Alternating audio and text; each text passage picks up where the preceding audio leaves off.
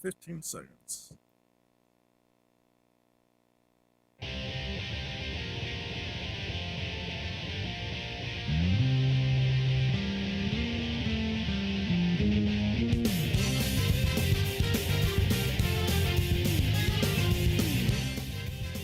Welcome back, fellow scrubs. Spark the Wiz. Back at you once again. I don't know if Tim's showing up today, but I'm leaving the Discord open.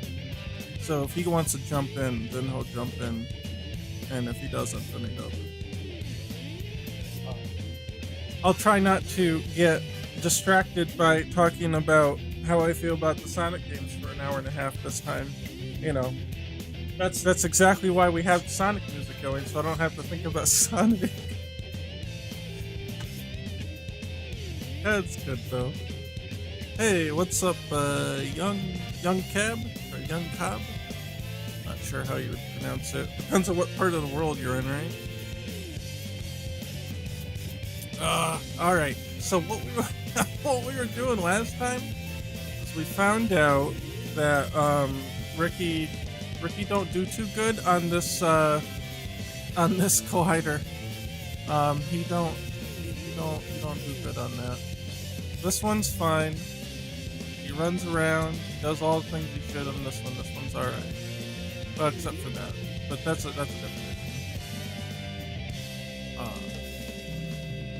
The problem is this, and like these ones are disconnected. So even though it's just like touching on the corner, it doesn't count apparently. It still counts as a disconnected thing. And so does this one, and so does this one. And so there's an issue with that, where like these ones are all little separate things. So they're okay. But this tile map over here, which we just put in, it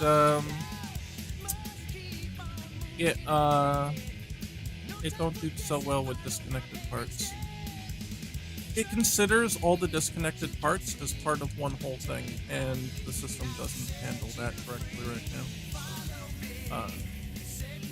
Pocket Fighter EX stuff, that's on Monday. We do a different game on Thursday. But if you come back on Monday, around 8 p.m. Eastern Standard Time, that's when all that stuff's around. But this one's interesting too, at least I think so. It's a platform game. It's different, but I like it. So,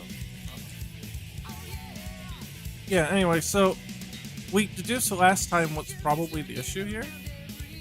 And then we got off on talking about Sonic stuff for like 2 hours and didn't actually do anything. So let's actually try to diagnose the issue here. Or rather, to build a solution to it, now that we know what the problem is. So the problem, again, is this thing here. This is considered one giant collider, even though these parts are separate. And when a raycast hits any part of this, no matter where it is, our current system was only looking at the first shape. It wasn't looking at the subsequent shapes. We kind of consider them all one big giant thing, and that's not good. So, to reiterate from last time, what we have to do is when we hit an object like this, we need to consider a combination of the collider, which is all the pieces, and what we call paths, the individual shapes within that collider. Which is weird, I don't know why they do it that way exactly, but we're going to hope and pray that it actually works if we decide to compile that information into something else. So, new line rough testers, that's our thing here, right? Yeah. Okay, so we get data, we're collecting data based on what we hit here. That's what we built last time. But we need to actually, or maybe we built that the day before, I don't remember. The point is, we need to take this data now and turn it into something that resembles a line reference that takes both into account, again, the collider and the path that it's on. You see here, here's the paths. So if I take this thing, are we okay? No, yeah, okay, see, this grid collider, it hit it, and look, there's 5 shapes here. Half, 0 through 4. And that's what I'm talking about. That's what we need to, that's what we need to figure out here. So these all have to be detected as different colliders, essentially. Where right now it's only detecting this entire thing as one collider. And that's why he gets all messed up when he's walking. So it's gonna be kind of 2 things here. So let me look up line ref. Will we call it line reference? We'll figure it out in just a second here. Go to definition. Okay, surface line reference. Yeah. Okay, this is probably similar to what we have in the other clean redone project, but we'll prototype it here before we move it over. We got other issues with the redone physics detection in the other project folder. that we don't need to complicate it with even more crap right now. If we can figure this out in the original project folder here, then we can port that over a little bit easier with much less hassle. So if we go here, this is our line reference EX, right? Which is built on top of line reference. So I think line reference is actually a part of this as well. Yeah, so here's surface line reference, surface line reference here. What I'm going to do here, I'm actually just going to wholesale copy this. And we'll go to here. Oh, there it is, surface line reference. And I'm going to make a surface line reference 2. We'll just call it 2, it's fine. It's just gonna be the new one. Okay, and then we're gonna call this center point movement 2. And then line surface reference 2EX. Line surface reference 2. Actually, you know what? Hold on. Let me do it this way. Just in this file, we'll replace all the references with line surface reference EX, or line reference EX, or surface line reference 2EX, and that'll be that.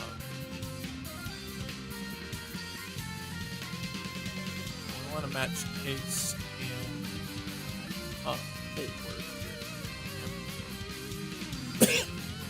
here. Excuse me. Center point controller. Oh, you know what that is? Here, we're gonna have to reference the original center point movement namespace. We made a separate one here. That's alright. And that should do all that. And let's condense this, since I know better now. You can just make that instead of doing all that tricky stuff. Yeah. Okay. I mean, it looks all right. Let me just make sure we got everything carried over correctly, and intentionally do some errors here. See what pops up. Okay, that's good. That's fine. I don't know if we'll necessarily be using the EX one right away. I'll be more or less curious as to how the baseline reference 2 is going to work.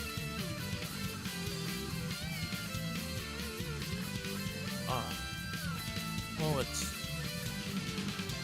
yeah, so let's get rid of the first file there. Not get rid of it, just close it. And a new line reference test. I think that is. I think that's the one. Oh yeah, make sure it compiles would be nice too, right? No errors. Okay. We go back to. Yeah, it's a new line ref tester. Okay. So we're gonna put the new line ref tester. We're gonna put a put this one. We need to add to the debug data. These what's that? Oh yeah, here the raycast serializer. Yeah, we do analyze collider, do all that stuff. Where's this stuff? No, I think this is right. Yeah, yeah, because this is the paths, right? Yeah.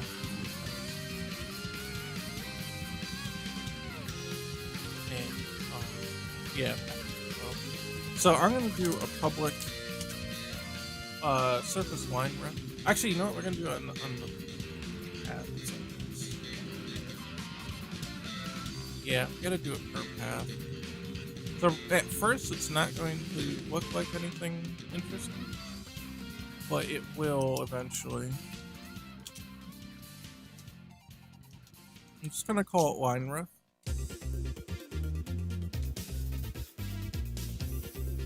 And explaining to the stats, right, we need using something like back at that line. Alright, so when we do set points,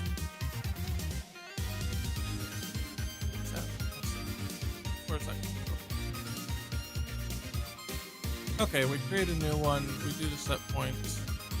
I'm just gonna do new path info dot line ref equals new line surface reference, and it is gonna want from the old system. Nope. It's gonna want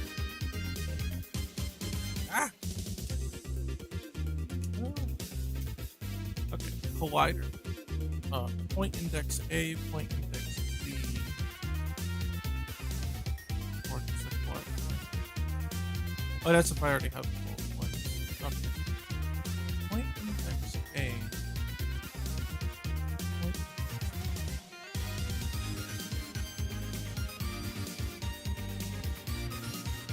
Oh yeah, I come in at Hydro City Zone. Yeah, baby. Good stuff. I'm really curious if Tim's gonna come in. He didn't say anything. I kind of expected him to just kind of pop in. I don't know, I left the Discord open, so if he pops in, he pops in. So it's whatever. I have a feeling that we use a different. Yeah, get surface light. Here it is. Here it is. Here it is. I was gonna say we've got another method here to use, because that doesn't look right. I didn't have the data to do that, but yeah, here it is. This is where we just feed it a raycast, and it should figure it out. So dot get surface light, and it wants a raycast hit, which. Oh, we don't even give it that. Analyze colliders. Okay, I'm actually gonna send it the raycast hit instead, because that's gonna have the collider in it anyway. I'll call it raycast hit. And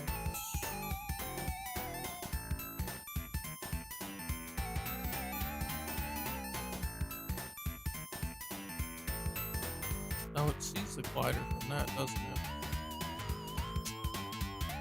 Okay, we're gonna have to be very careful about this then. Like transform. Why don't we set the collider first?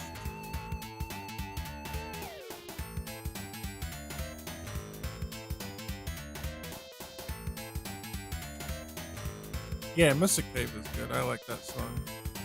All the songs on this list are good. Like, come on.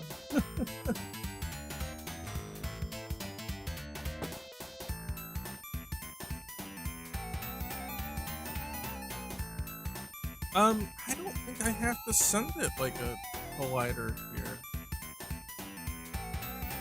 This analyze collider, like, I should just save the raycast information. Yeah, I don't know why I'm not saving that. And it's not serializable, and that might have been why. But it should save well enough.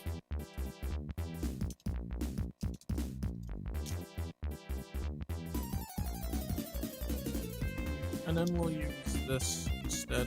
And honestly, we don't need to call it with this anymore. We've already got the raycast hit.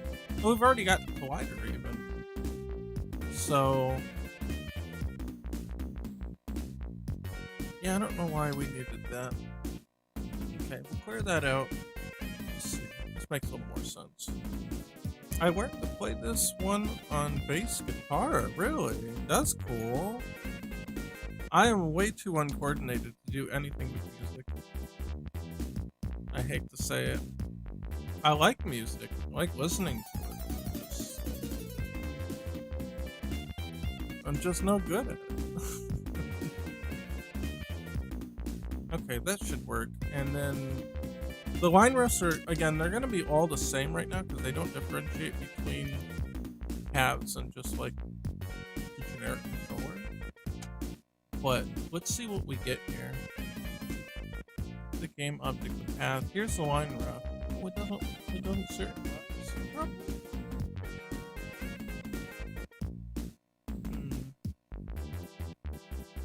don't tell me we gotta go into like debug mode to do it, right? Yeah, I gotta go debug mode. Okay, that's fine. That's fine. I should make a property thing for it eventually, but right now it's fine. It's whatever. At least we can look at it from here. And honestly, the view of the data doesn't really change very much while we're looking at it in debug. At least not for this. We don't have a fancy inspector built for this kind of thing. Just for testing. So, yeah, it got fucking nothing somehow. Well, let's look at all of them. Did any of them get a good hit? No, they're all blank.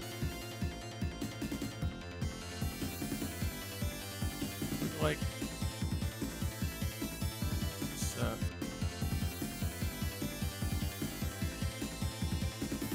Like, move it around? Change anything? No. Yeah, I mean, like oh, there we go. Oh, wait a minute. Oh, okay. I see what's up. Look at this. When we get it on here, sees it. When I get it on here, it don't see it. And I think I know why. I think it doesn't know how to interpret the composite collider. So let's take a look.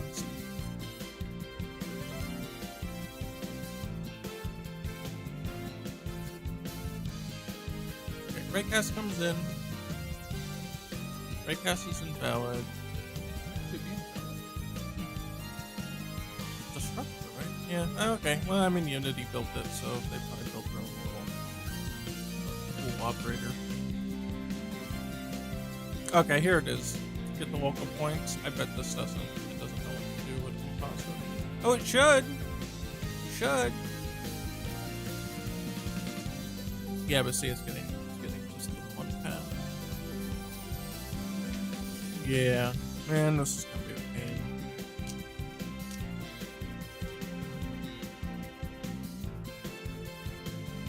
This is gonna have to send back a whole giant set of points. This is gonna be a super pain in the butt.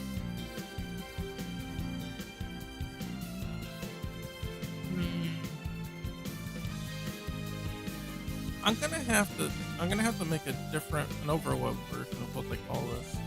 So when you do like two different versions of something, so like I got local points here where I got a collider 2D and a collider box and stuff.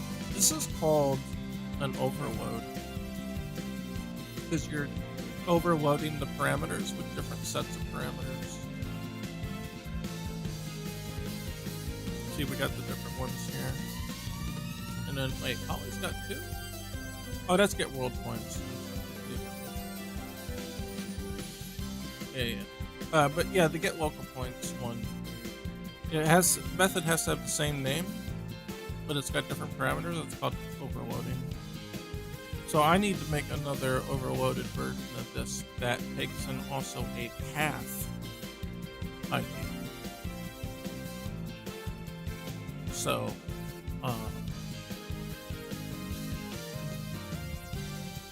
Yeah, I mean, we can just do it right here. So if it's a box and our path, well, first of all, let's put the path ID in here. If the path ID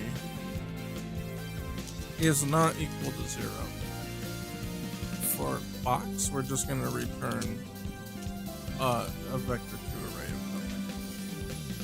And we really shouldn't even be sending back arrays. That's really inefficient, but we built this a long time ago and it's crappy.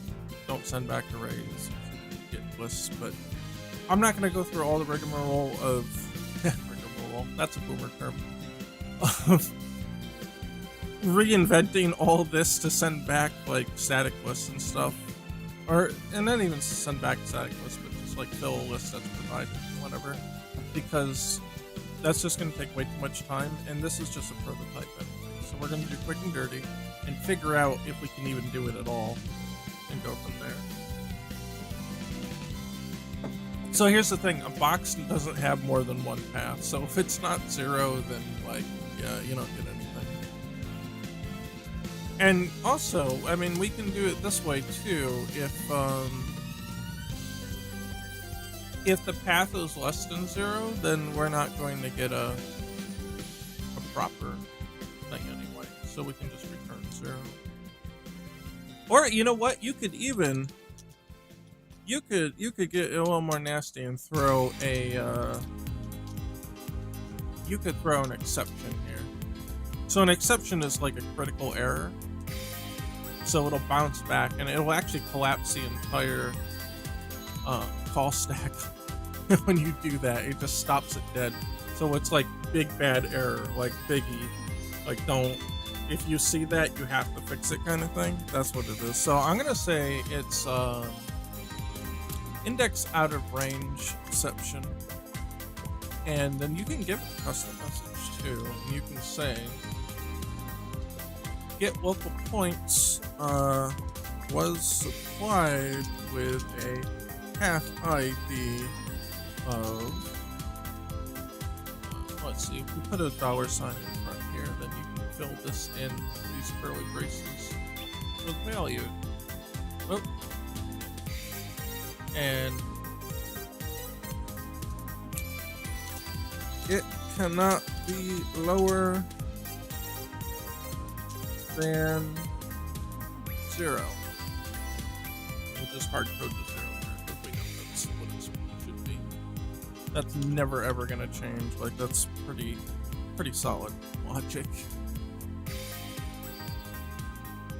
So box collider, yeah, if the path is not 0, then just send something else back.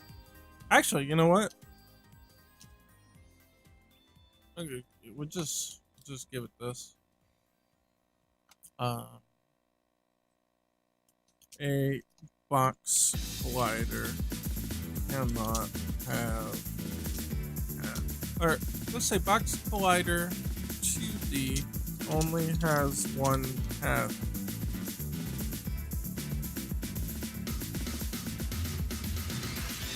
Comma 0.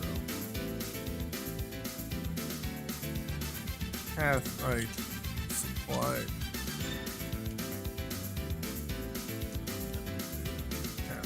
I think that's alright. And then boom, and just hit him with that.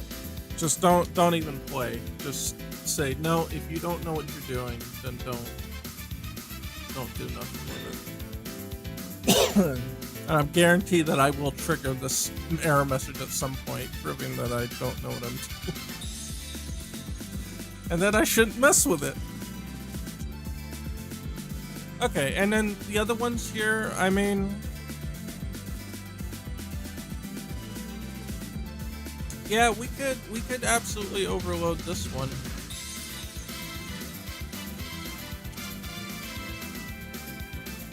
I'm gonna say you can actually put defaults here.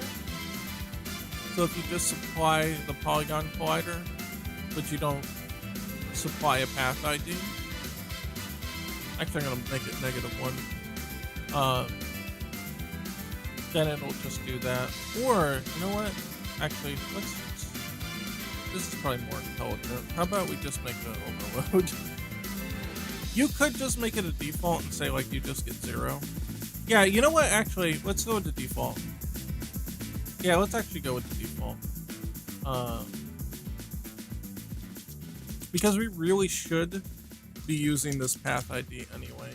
So I'm gonna say path OD. Yeah, that path OD. I'm gonna say path ID is 0, and then if poly, let's see, path count. Yeah, we'll do a path count. Say int count. I will call that. So the path count is less than 0. Wait, no, hold on. The path ID, sorry. The path ID is less than 0, or path ID is greater than or equal to path count, then throw new system. We'll do index. I think that makes the most sense. So $, double quotes.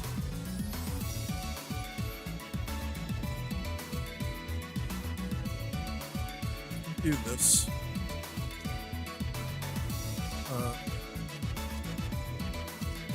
Supplied a bad path ID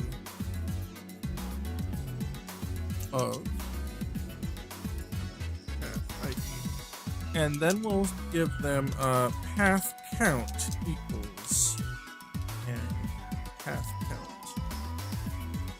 Now there is a reason that I cached this here, this path count, because every time you check a Unity property, you get dinged for an efficiency cost. So if you can cache that data, you absolutely want to. Okay, and now what we want to do, instead of dot points, because that's going to give us every path, we're going to get path, you get path, yeah. And then we want our path ID. And that gets us. Oh yeah, see how here it says overload? That's what I was saying before, because you can have a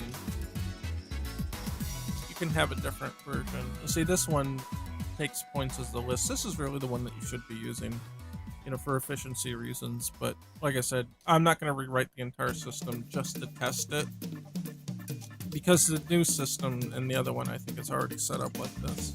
So we just want to know, we just want to test it real quick to see how this goes.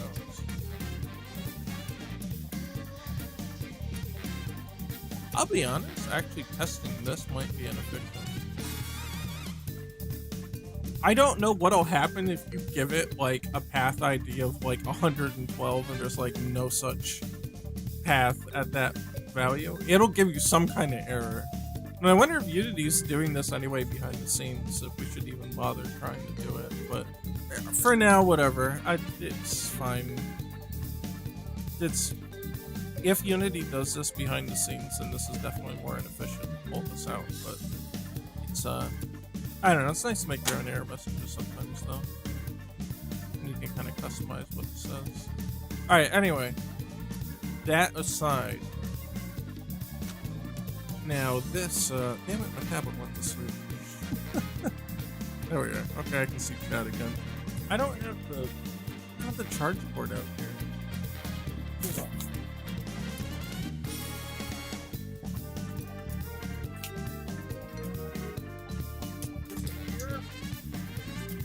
Wait. Oh yeah. Is this my Nintendo? Yeah, this is my Nintendo USB-C. Thanks, Nintendo. You saved me from the battery going dead. But just the screen keeps shutting off. There we go. Oh, everything's falling. My tablet stand broke.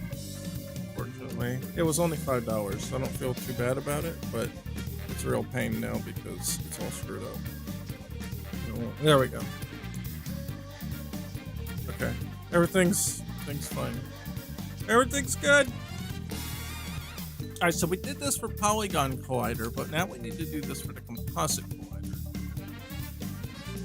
So, let's see, we just made it a default, right? So, now the reason I made this a default of 0 is because this is used in a whole bunch of other places. And if I don't have that default there, now I gotta go to all these. Wait, only 2 places? Hold on. I guess I'm.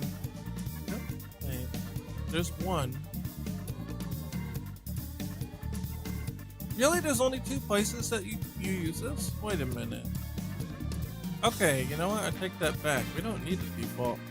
Default can be a compatibility thing. So if this is used in like 100 places and you don't feel like going to each one of them and adding that 0 or whatever it is to it, then you can just say it equals 0 by default. So if any call to this doesn't include the information for that, then it just compatibility will just hit. But yeah, I mean, that's fine. We can tank those. We can tank 2 errors. That's alright. I can do it.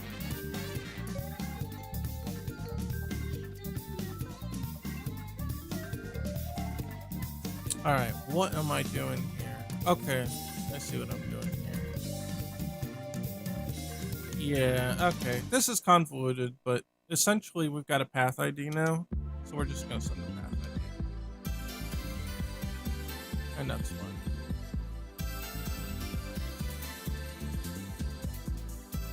Okay, and now there's gonna be a bunch of errors probably somewhere.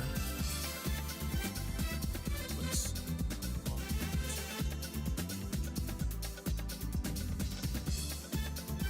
Okay, we can just send the path ID here, and we can send the path ID here. They are now non-negotiable. Oh, I know why it wasn't complaining. I think it was overloading it with this one again. Yeah, that actually might have created an infinite loop. That would have been funny. Just for the moment, I'm gonna have to disable that to force the errors out of hiding. Oh yeah, that's right. We're gonna need them here too. In the world, get the world points.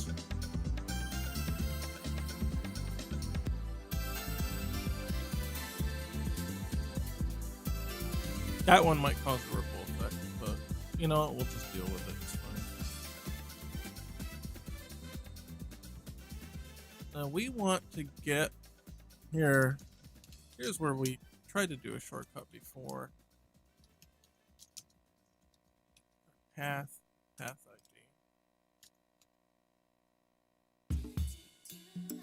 Yeah, we can do this.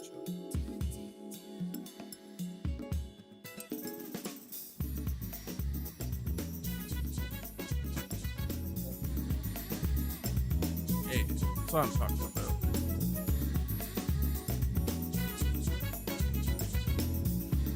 We're just gonna enforce this path ID and everything. Don't need it on the bounds. We don't need it on this one. Because the box fighter doesn't have any paths. It just, well, it has one path, put it that way.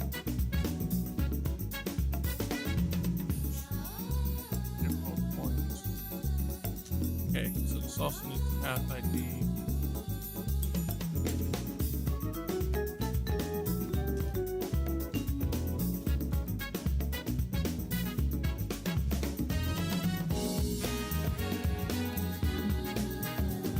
And same thing here, we're gonna enforce the proper path index.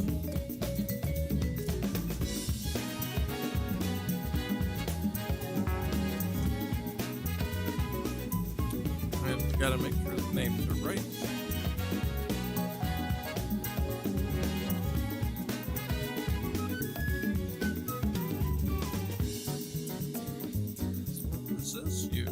Oh no, we'll have to do this one too.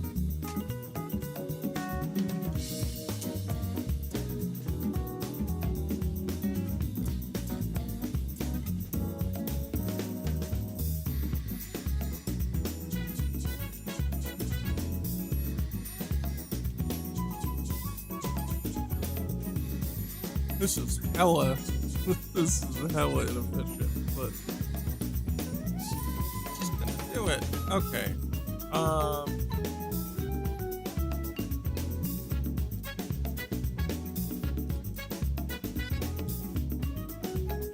We're gonna have to do it for deposit provider.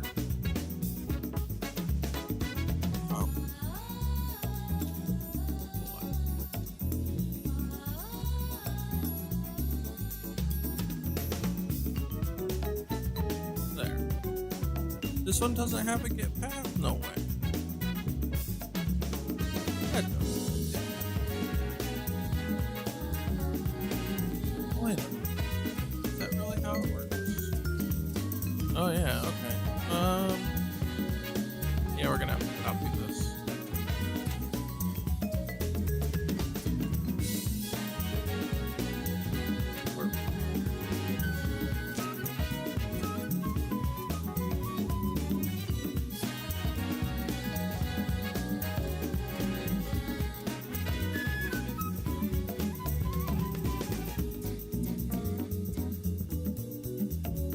Okay, and then we can just take the count on this after. That one's weird. That one works strange. Oh, maybe.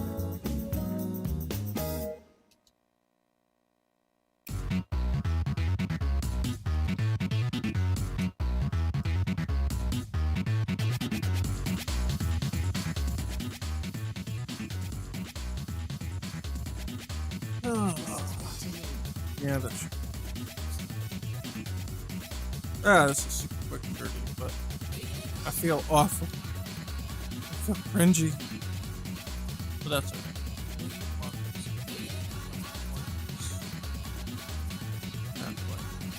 Okay.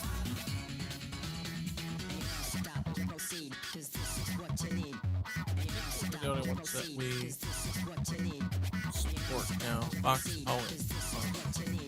That should be alright. I feel like we should be okay. I'm guessing that we're gonna have a whole bunch of a whole bunch of errors. Okay.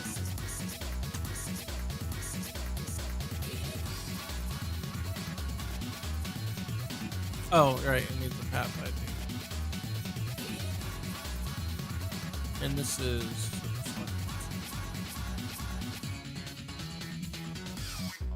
we don't know which one to do. Okay, hold on. That one, okay, this is the one where we've gotta loop this. So we're gonna ignore that error. We're definitely gonna have to loop that stuff. Fine. Number points. Oh no. Are all these gonna be broken? Alright, we might have to do those defaults just to make it happy.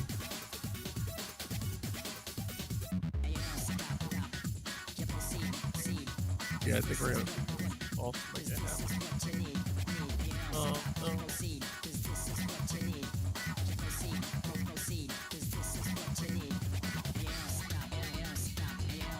Oh yeah, okay. Alright. Gotta do those defaults. But it is not happy at all about that.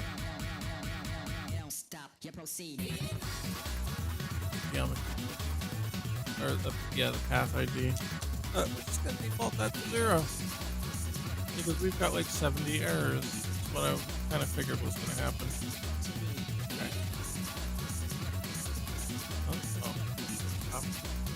Copy. Paste. Paste. Paste. This is what you need. What you need.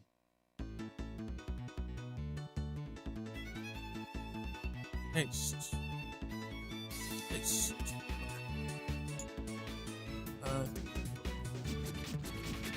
And Alakazam, all these will go away. Yeah, okay. Exploratory programming. How wonderful. Okay, now we just that means I gotta be really on my game here to not screw this up. Get ready for screwing it up. Actually, shouldn't post that last one.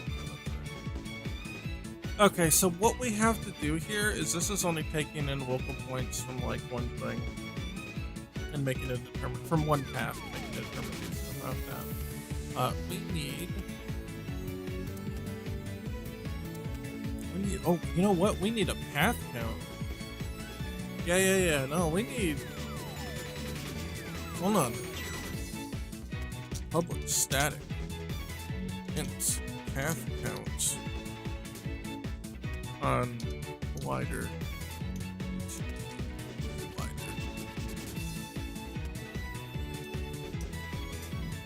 Yeah. Okay, and we use the same structure as this. So this is pretty easy because we don't know what it is. So if we have a box, we know it's one path. Like we already know that. There's no path. There's no different amount of paths there. But if it's a polygon collider, then we want to get a path count. And honestly, probably the same here. Path count? Yeah, it's path count. There. How about that? That was super easy. And again, box only has one path, so it's only path count. Oh, and then if you're at the end, then turn 0, because who knows what that collider was. It wasn't supported. I really shouldn't make sarcastic comments like that, but hey, whatever. Okay, so we go back here. We'll do int path count equals this, and it's our raycast hit dot collider. How about that? We're getting somewhere here. And now we need to do a for loop. Oh, wait, it's yeah, hold on. I need the whole deal in there. I should say get path count. How about that? That'd be better. Okay, then for int I equals, you know what? Path ID equals 0. Let's be explicit. Path ID is less than path count. Path ID equals 0. So there's our new loop here. And then we're going to do all this crap inside.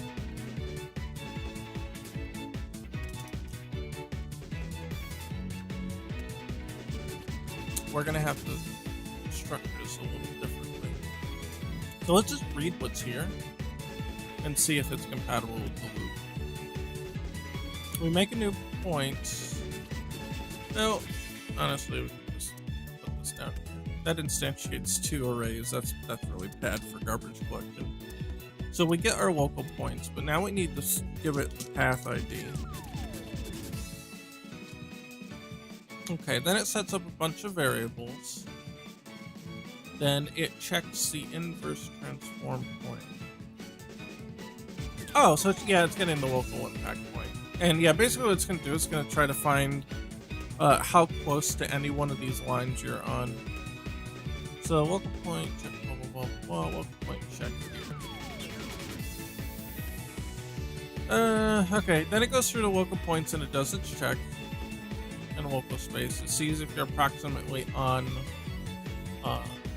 or inside the bounds, I think, first. Yeah, too far above, too far below.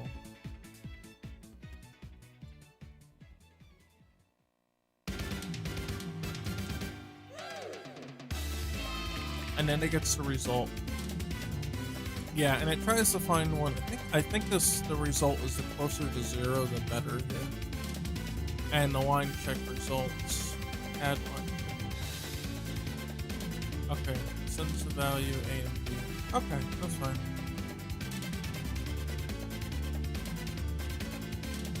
I might have to change this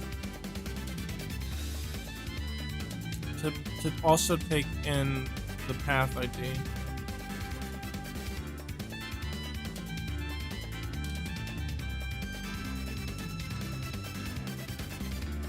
Yeah, and then if it's approximately 0, yeah, here's what it is. The closer to 0, the better. If it's approximately 0, then we found our winning line. Like it's already there. It's fine.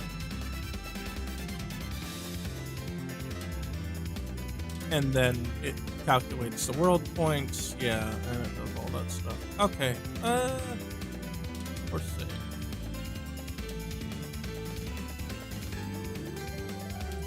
Yeah, I'm gonna have to change this a little bit.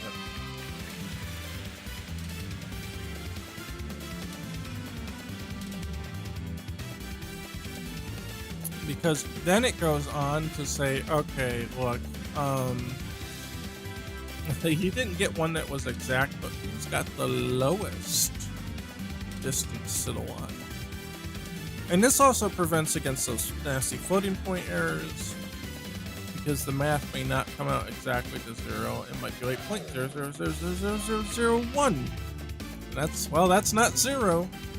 But, you know, it decided not to be very accurate with it. Well, I should say decided not. I guess, man, you know what? That's actually kind of an accurate way of looking at it. It decided not to be accurate. Because it's using a floating point coprocessor. But, you've heard me babble on about that. Okay. What I'm going to have to do is break these up, I think. So 2 things. We're going to make a new version of line or surface line point result that's going to take in the path. And honestly, I think it's going to take in the local point as well. And then if it doesn't find one that's exact, then it will skip these steps initially until the end. And it will just keep compiling more and more and more. And that's why we have to add the path ID in there, so that we can track which loop this came from, because this is looping on path IDs.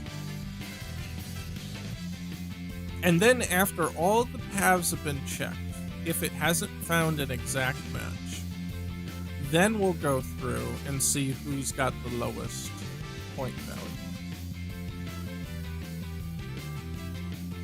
And then if we found the line, we'll create it. And if we don't, we'll return null. That sounds reasonable. So, yeah, let's do that. First things first. Oh, is this is right here. Okay. I'm gonna rename this then to 2. It's right here in this file. And we're going to add public integer path ID. These really should be structs, but this is really inefficient to do these with classes. But again, at the time I didn't know. Quick and dirty. Let's go. And to further amplify this, I'm going to make a constructor that requires all of these present. That way I absolutely do not forget to add the path ID and screw up the entire thing.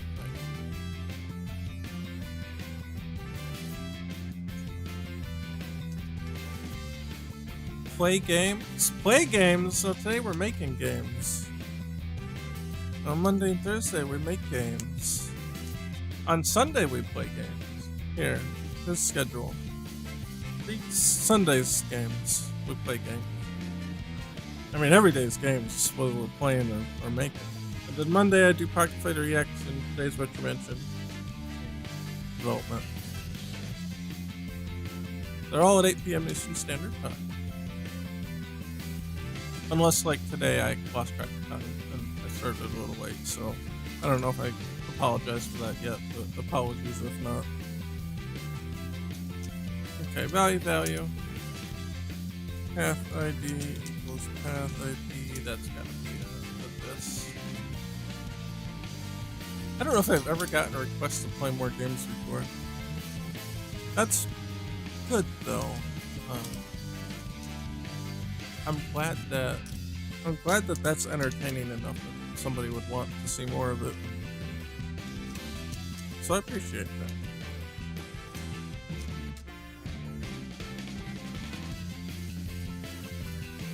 Okay, and this is going to cause an error. Yeah, here it is already.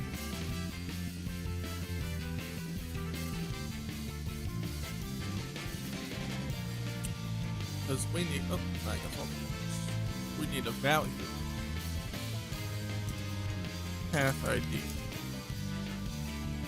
And then local point. Oh, we need. I also said we should put the local point data itself.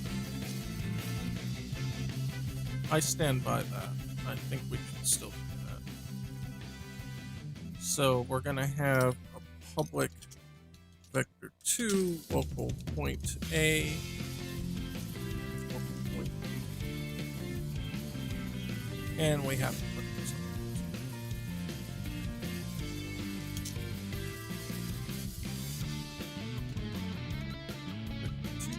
Vector.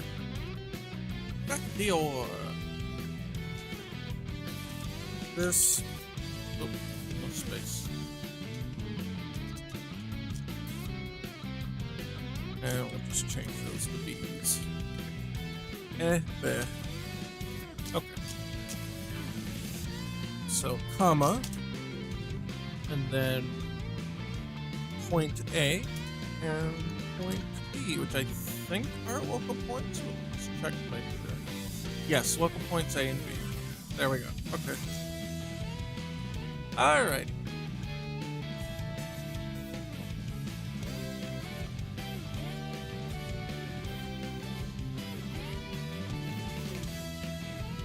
And this line point A and B, they're gonna have to come out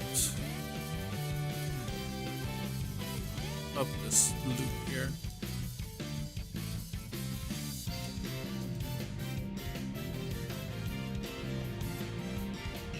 Point ID A and B, I think they can just remain.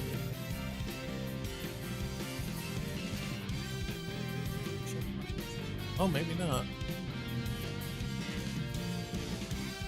Yep, okay. No, they gotta come out too.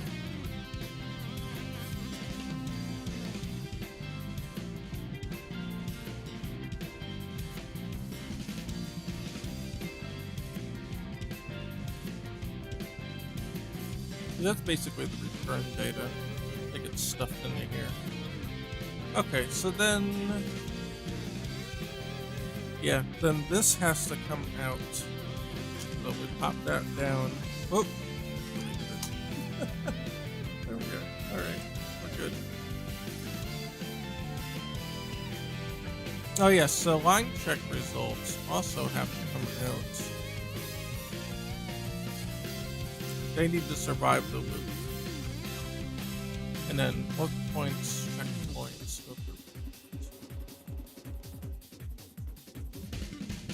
Okay, here, this is why we needed to add the local points to this. Because the local points array is going to get continually overwritten. So that's what we want. Local point A, local point B. Ah, what happened? There. B.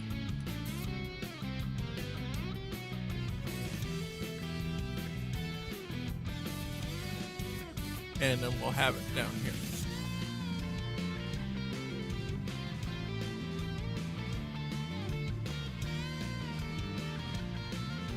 Let's see. We got the lowest. Oh, it just...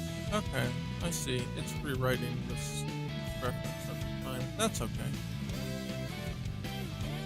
So we need the results. Nope, the lowest result. Point A.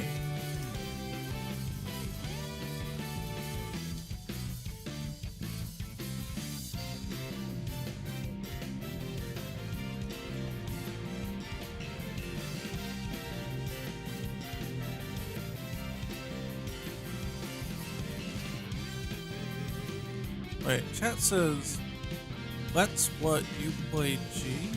What? What does that mean? Let's what you play G? You're asking if I played G in Street Fighter V, and that is unfortunately a no. I would love to, but I don't have anywhere near the practice to do that.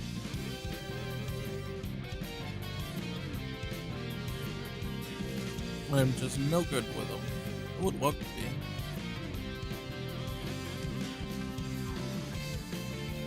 I'm not sure that G would be a character that I would be good at playing. Like, I'm not sure he fits my mentality, but I would love to because he's so cool that I yearn to play as G. I just don't know if I have the mentality for it. Alright, let's see.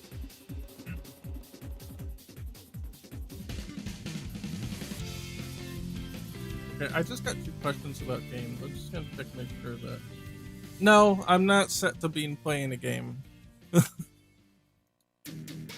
Okay, I thought maybe I didn't clear my Go Live settings and it says I'm playing like Street Fighter or something. But no, I'm not. I'm not insane. It says science and technology. Let's see. Wait, what are my tags though? Nope, nothing to do with games. Okay, well, playing games. Thought maybe I had the Street Fighter tag in there or something, or the FTC tag. Now you made me all paranoid, chat. Thinking I screwed the Go Live message up.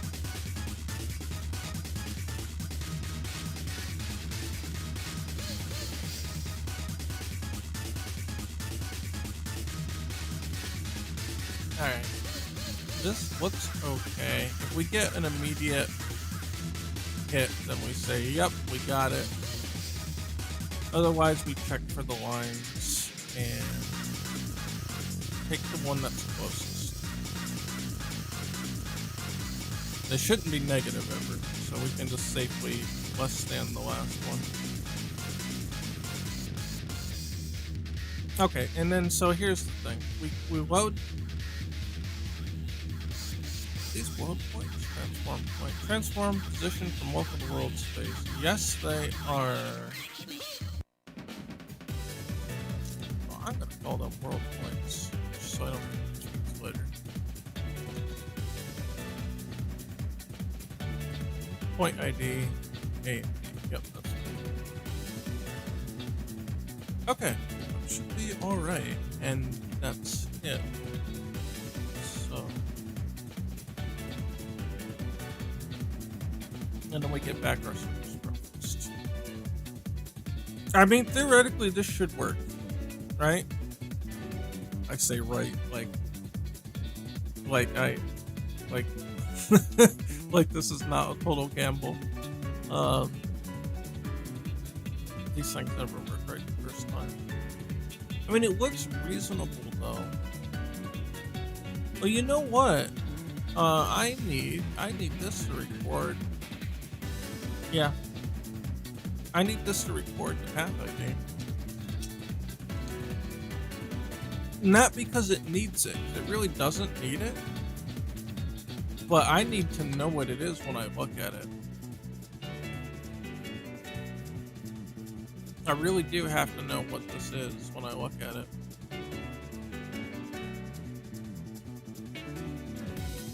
So, let's see. Souls. Oh, that's that's the search process. That's all that stuff. Okay, here. I want to add the path ID here. And we will go to here. Yay. And we'll add path ID. Int path ID. Say it's equal to -1 by default. So if something went wrong, we can clearly identify that -1 is an invalid value. Something went horribly wrong. And then and that should pull them all through.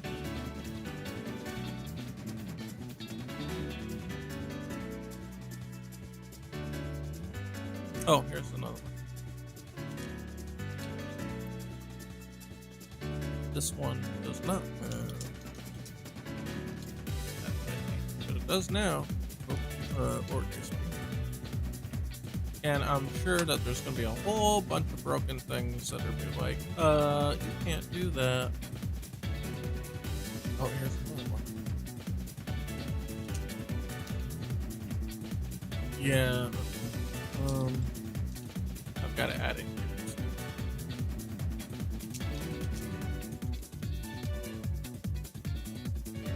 That's the thing with adding stuff like this after the fact in a complicated system. Like it goes all the way up to the top. If you add one thing at the bottom of your system, then you've got to pull it all the way through.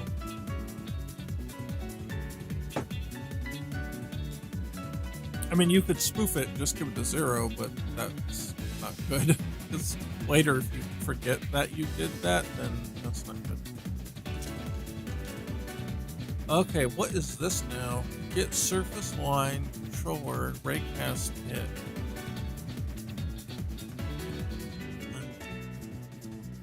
I don't really know what to do it.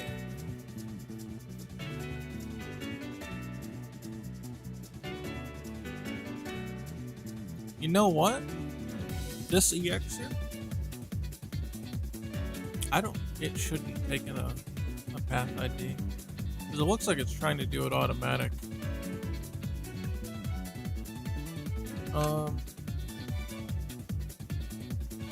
Yeah, these ones shouldn't take it. I think it's because it's got to figure out what to do, and it should grab it based off of. Because this one's gonna just find the line ref anyway.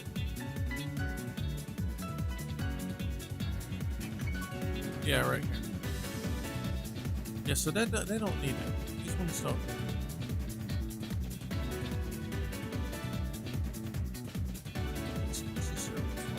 Wait a minute. Why is it doing that? Oh, because it inherits from it. Son of a bitch.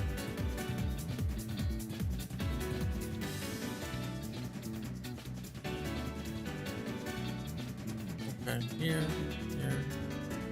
Okay, yep. It's got to,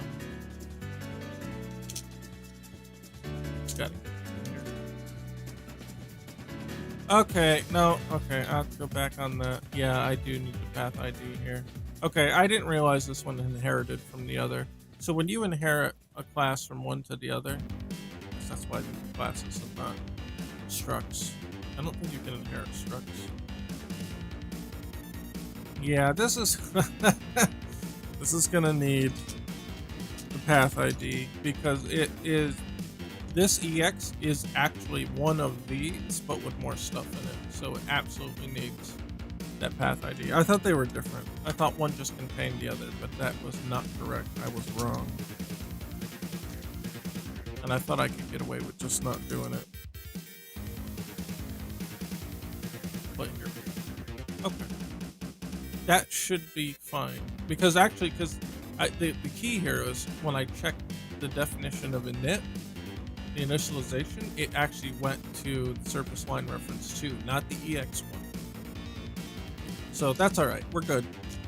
Because this is going to figure out that parameter for us. It creates the line reference and then it creates the other one from it. This is actually stupidly inefficient now that I'm looking at it. That's fine. It's fine, we're just exploring. Everything's alright. Alright, let's see. What else we got down here? There it is. What is the problem? Okay. Path ID. How about that? No? What's wrong? Okay. Oh, yep, that's right.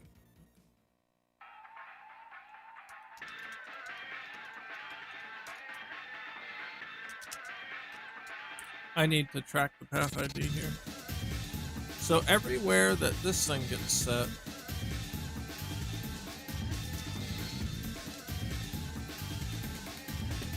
we need to also have this.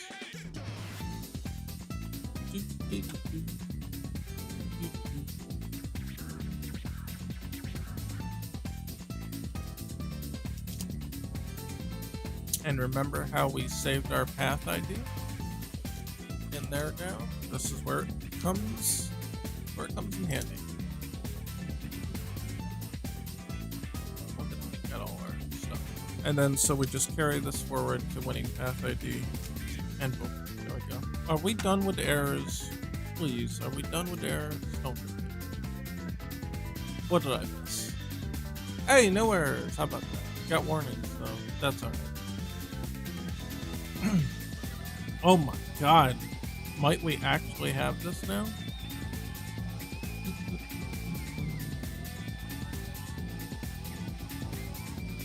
This doesn't look right.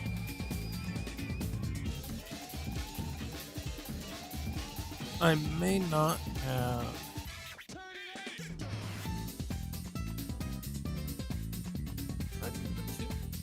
Did I make sure it was the second version? Where are we here? Captain. No, that's why we're reference to. Now then, why doesn't it show path?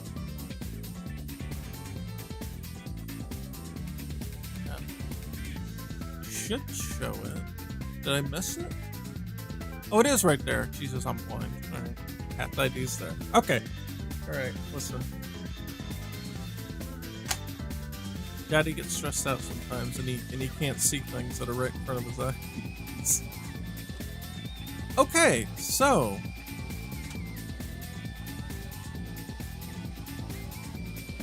we get a line ref there, we don't get a line ref here. For some reason, it still doesn't like that. Get a line ref there, though. In fact, let's. No, we want to see the path info. So we should be seeing a new line reference on every path. Here, it doesn't come in at all. Okay, I mean, we can begin our investigation here. We know it works to some degree, because here it is. Oh, you know what? I want to see what it looks like on a polygon collider here. No, it does not like a polygon collider. It bombs out. Alright. It doesn't like, it likes squares, or boxes rather. It pulls the box up. It no bueno on the polygon points here. Okay. Found the points. Certainly didn't find that. Okay, well, hey, that gives us, let's save. The whole thing blows up. Alright. That gives us a starting point at least. So my suspicion is that the get points might not be working.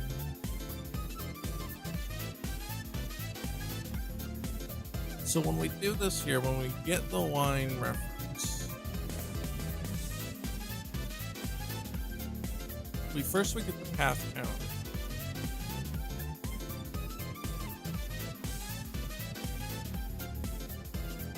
Did we just print it out?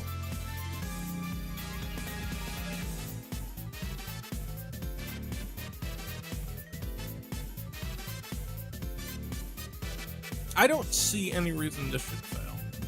This looks pretty cut and dry to me. Box, check it as a box. If it's a box, return. Check it as a poly. Poly, return poly. The composite. Yeah, composite. And then check that. Otherwise it's 0. And that one looks good enough that I feel like I don't have to check that. So that means we got a problem here, maybe.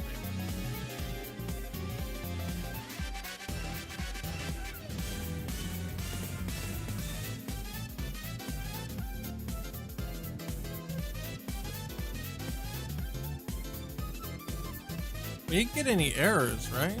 No. Didn't get any errors looking at it. Might have to do some debug here. Like some debug messages kind of print out, be like, hey, it was a so-and-so collider, and you know, therefore it was so many points. So let's see. Like, all this looks pretty straight up, forgetting the local points. Puzzle, puzzle. Poly, poly. Box, box, box. Open points, box. Open points,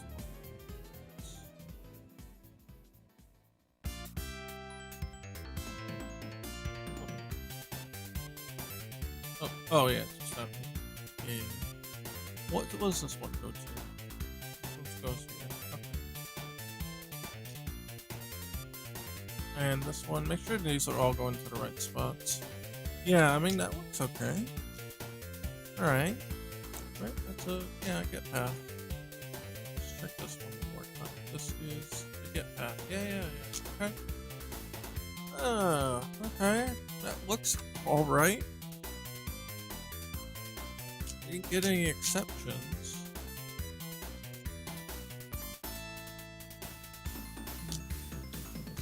That space is bugging me.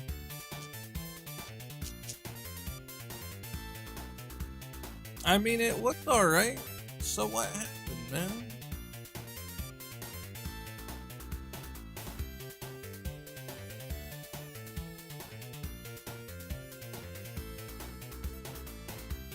Alright, it's time for debug. Debug.log. You know, we're gonna make this one extensive.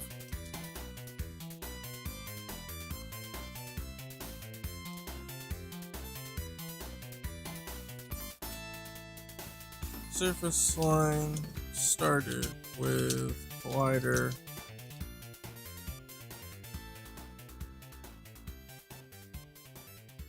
Breakcast hit. Dot collider dot name, and we're actually have to pull this down below that error here, because this one is the one that tells you that the collider was bumpus.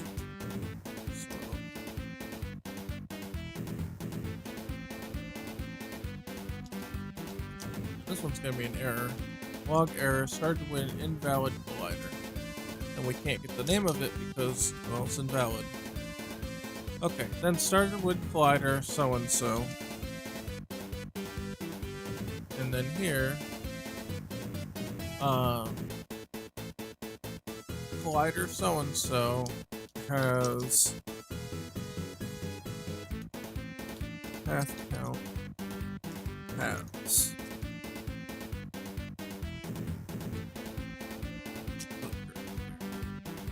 Keep our grammar at least borderline.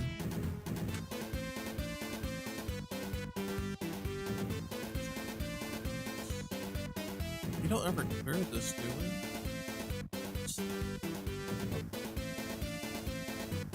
Find all. We don't do dot clear anywhere here, right? Not so. Okay. That's good. Yeah, okay. Yeah, let's do that one, and then we'll do whether or not we found it.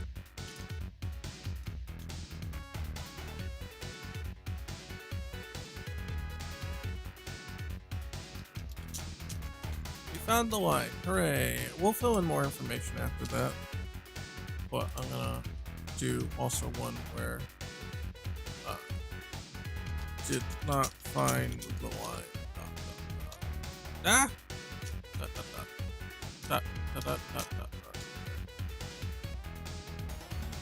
That'll at least let us know if we found anything or it just blew up. Point. What, it didn't record anything? Wait a minute. Well, wait a minute. How come?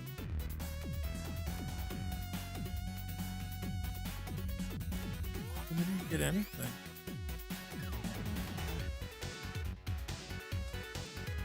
No way. What happened?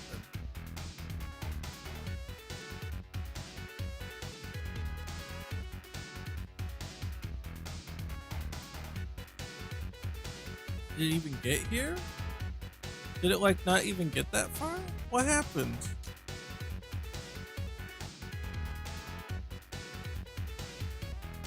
Oh god, I see why. I only did it for a box collider. Alright. This is why you should put this stuff in the constructor. I've been chasing my tail the whole time. It's because the instruction has to be in 3 locations, and it's not. So, you know what we're gonna do? Path ID.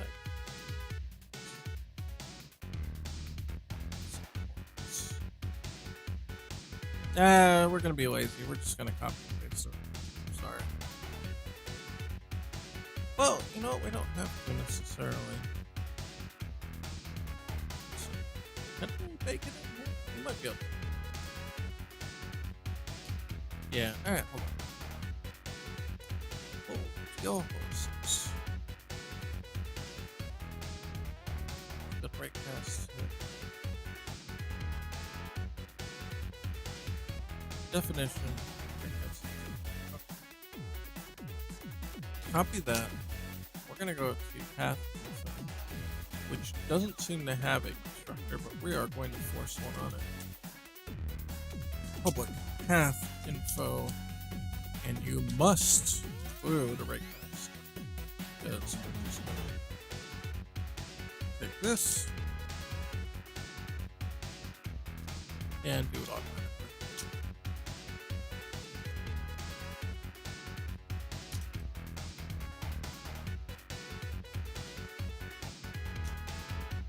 Right, yeah. Okay, and that means we just do this instead. And it should be automatic, all 3. I see why I didn't do it with the points, because the points have to have different, potentially different instructions to pull them from, but the line thing should be fine. Okay, finally, can we get a line ref? Hallelujah, look at that. Point, it works. And because I did all that, I'm going to turn off my debugs for now. But they were helpful because they didn't trigger at all. It led me to the revelation that it wasn't even checking it. Okay, but now we won't flood the console with useless bullshit. So, yep, that one worked. All these seem to be working fine. And here's the thing. We get one here.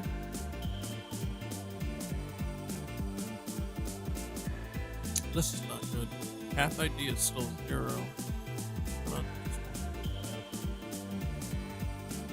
Don't know why. Well, whatever.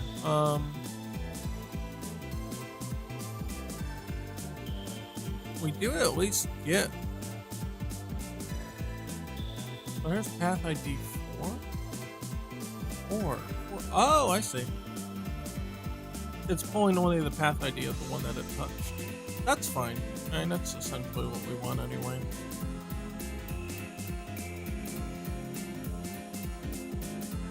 I think that means it's working though, honestly.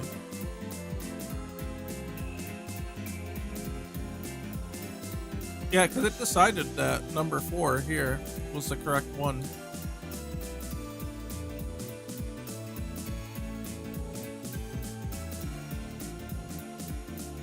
Yeah, it might actually be working alright.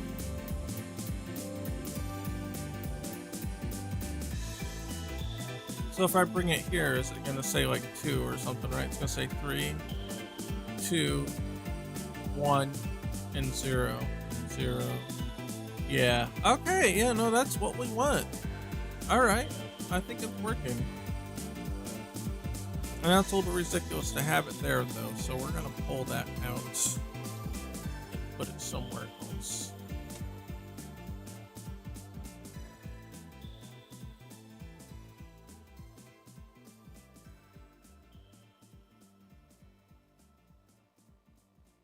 Yeah, so we don't need to look at this path info anymore. These raycasts that's serialized. We're just going to, I mean, I'm going to leave them there. I'm not going to get rid of them. But I need to pull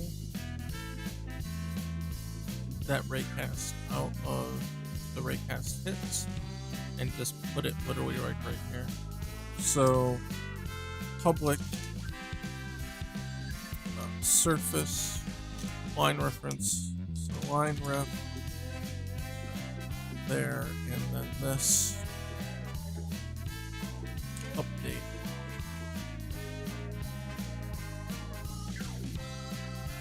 Oh, you know what? It does have to still be here. Yeah. I'm sorry. It needs to be with this stuff, but not within the paths themselves.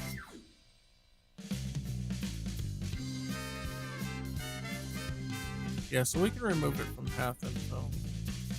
Now that I went through all the trouble of putting it in. So we don't need it anymore. Okay. Oh, well. We can leave the constructor there. We'll just make it empty for now. And then we'll remove the line.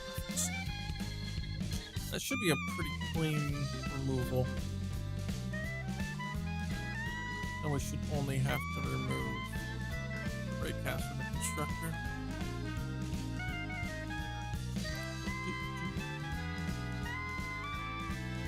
I love Casino Night Zone. This was like the best, one of the best video game remixes on the planet, I swear to God.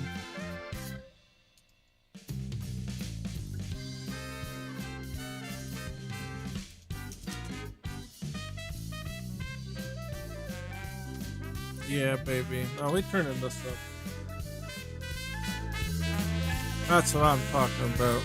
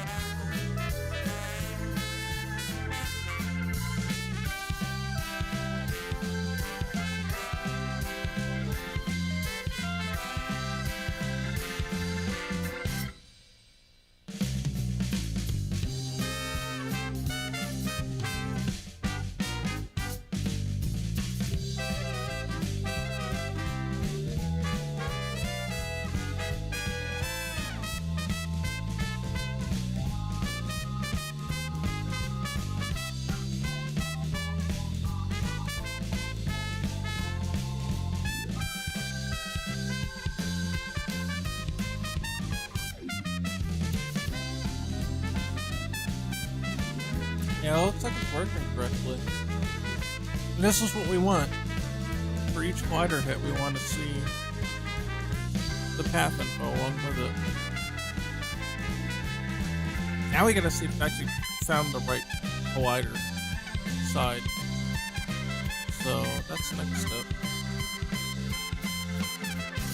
I want to highlight here the surface that got struck. And that'll be pretty easy.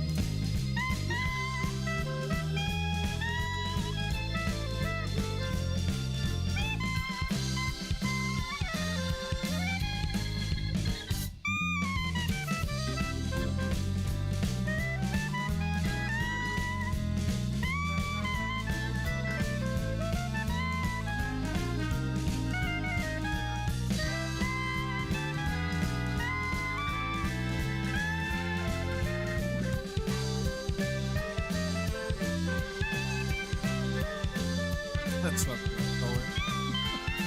I think it's working though. Oh yeah.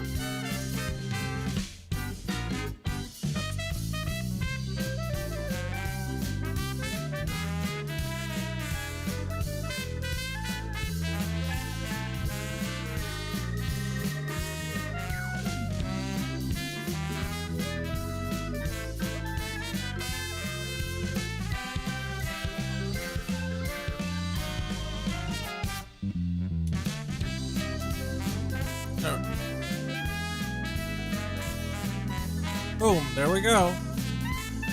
Hey, it's looking good. Ooh, look at that. It's getting the right ones. Hey, hey, hey. Look at it. It's getting them. You see the red ones. At least I hope you do on the stream. Look at it. It's getting it. Yeah, baby. That's what I'm talking about. Alright, let's rotate this guy.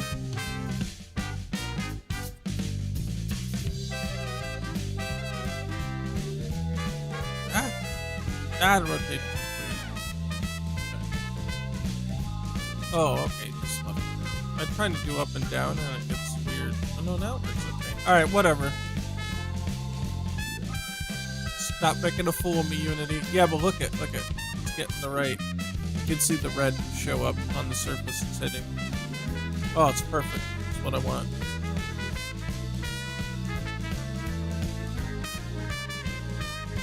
Yeah, and it's getting the right surfaces on these things, see? It's highlighting the red here and the red here. Yeah. There we go, baby.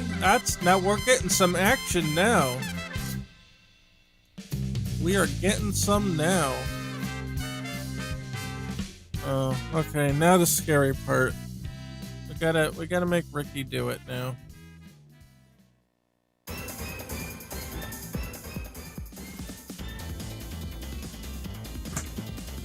Okay, now we gotta make Ricky do it. Alright. Did I already save? I get paranoid, super save this time.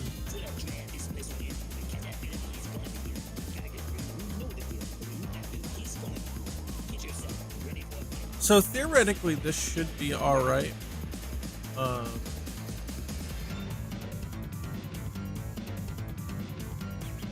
So what I'll want to do at this point is hot swap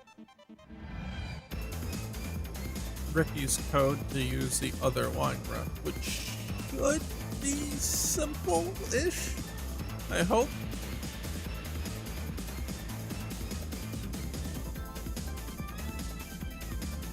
There's two ways we can do this.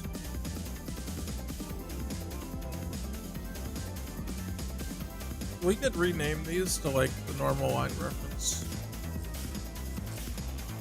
And then it would just overwrite the other one, but we have to disable the one that exists.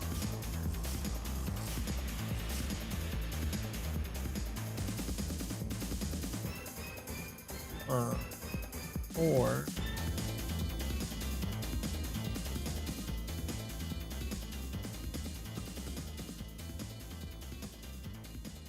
yeah, here's the normal one. Yeah, so we could just like disable all of it. Whoa, what happened? That's not what I want. What happened? What is this?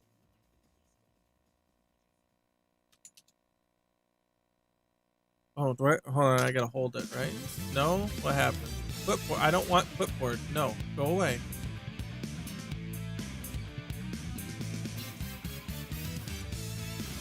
Oh, Casey. There.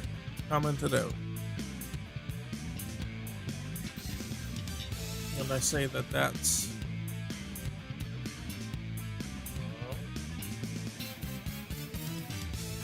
And I say this is just a normal one. And this one. Normal. And that might work.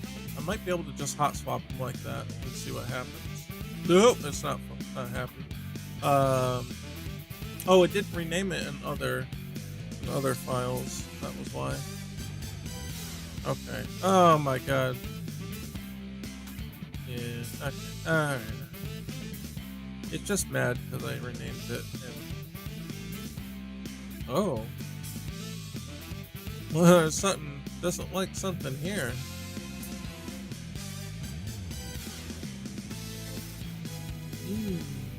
Okay.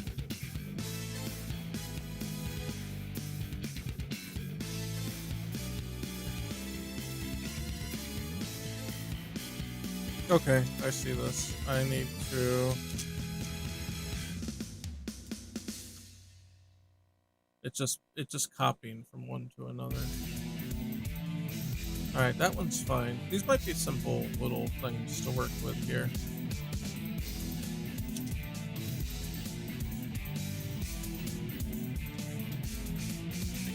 These might be simple errors. So... There are unfortunately a whole bunch of them though. Oh, that was my debug stopper there. Wait, I found another one. Alright, you know what, let's get through it.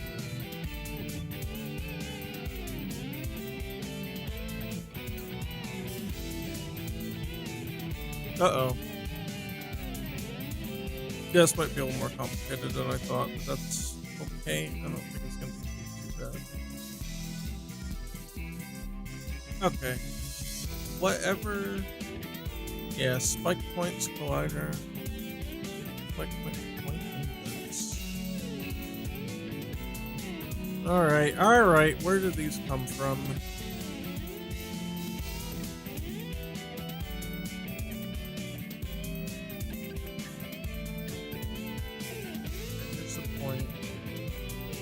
Where do we get this stuff from?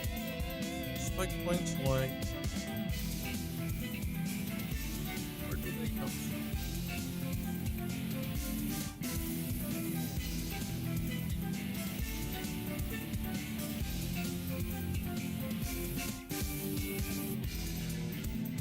Here it is to get world points. Alright, since...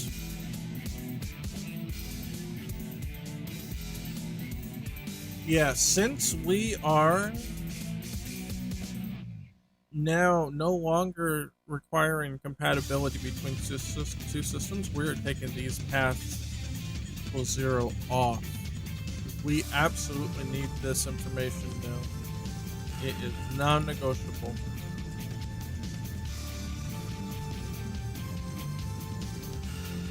And this is going to cause a whole bunch of errors, and a lot of things are going to complain. But that's actually a good thing, because that's going to pinpoint where we need to go next.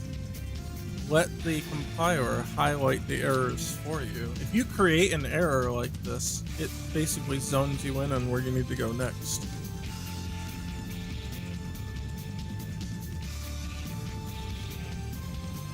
So this might be kind of a pain, but should be alright. So line ref. Yeah, you want to get world points? Let's see. There, give it the path ID from here. Alright, that's one down. Okay. Line ref, path ID. How about that? Because you're giving it the divider, so you might as well give it the path ID.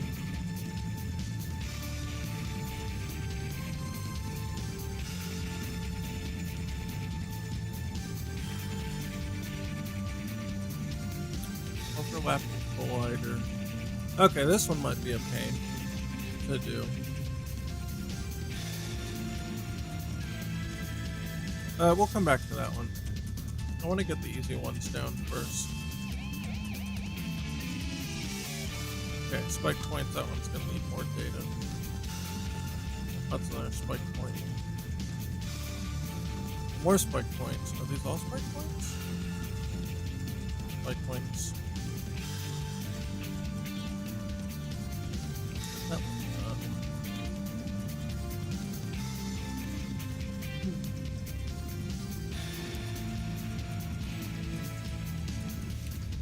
oh, well man, these are gonna be a pain.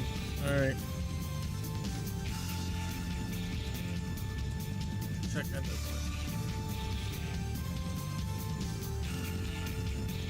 Okay, we have, yeah. Some of these already have line refs that we can just pull the point, or the, I'm sorry, the path ID right from So that makes it a little easier.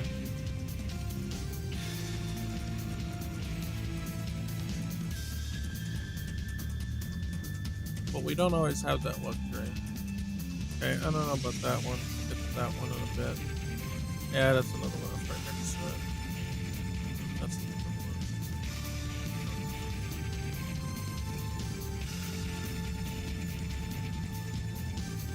Where's this attached line ref?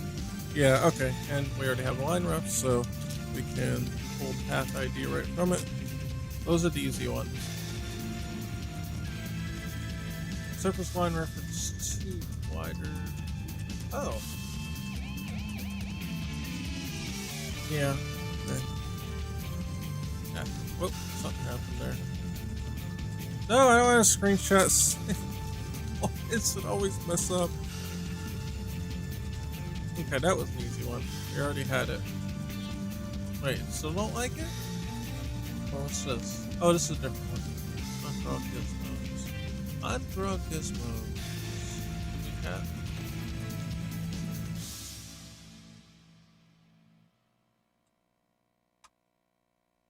Wider gizmos. Wait, okay. Oh, okay. This is just a generic display controller for the gizmo, or I'm sorry, for the collider that is attached to it. Yeah. Okay. So we want to get a path count here, and then just loop it.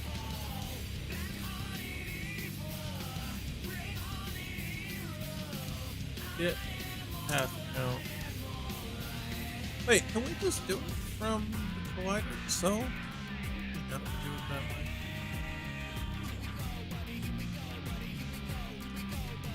Nope. Oh wait, I spelled it wrong. Path count? Path? Nope. Okay. Oh, that's infuriating. But alright. We'll get it the old-fashioned way. And then for path ID 0. Path ID is a send path count. Oh my god. Please, for the love of God, type correctly me. Path ID is less than path count. Path ID plus. Ah! Path ID plus there. And we'll encapsulate. Alright, we're gonna minimize this for the moment. Hold that up and then again. Here. What we're now doing with all paths in the collider.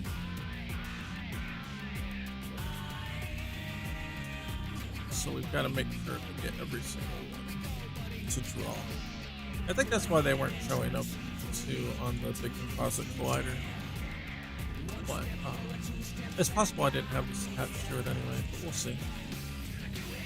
Okay, and then now we've got a path ID. We just send it in. And this should just kind of take care of itself. I think that'll be okay. Oh yeah, and before I forget then. Well, it's gonna be on the composite collider. We want a collider to the gizmo display. And that may or may not do anything yet because we haven't cleared all the errors, but we'll get there. We will get there. Okay, so let's close that one. Alright, now it's the hard error.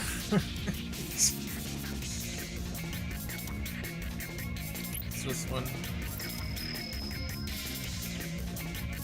Okay, let's see what we got. Gather points from overlay cast, alright.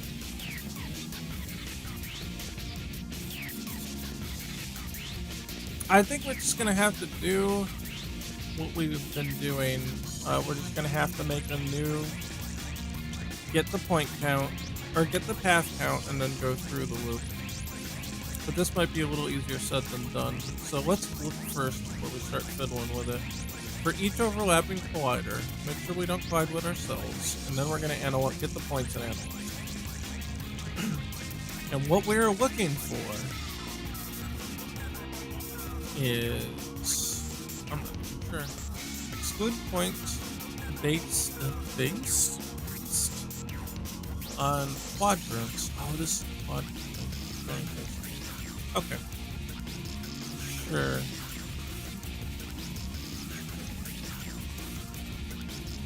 Yeah, like we knew we found something, right?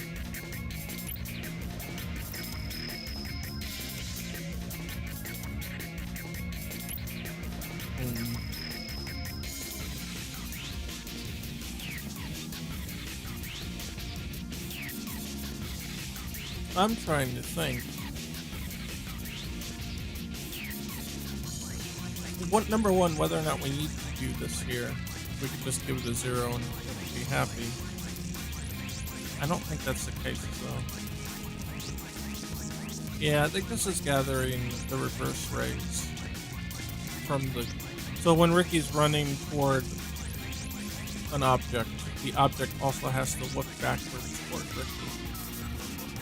And that's how the spikes on walls can detect the character. Alright.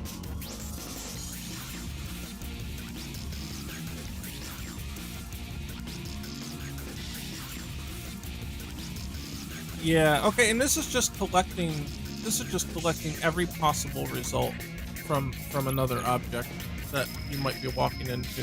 So yes, absolutely, we need to loop this with a path count. It will not hurt to do that. So get path count.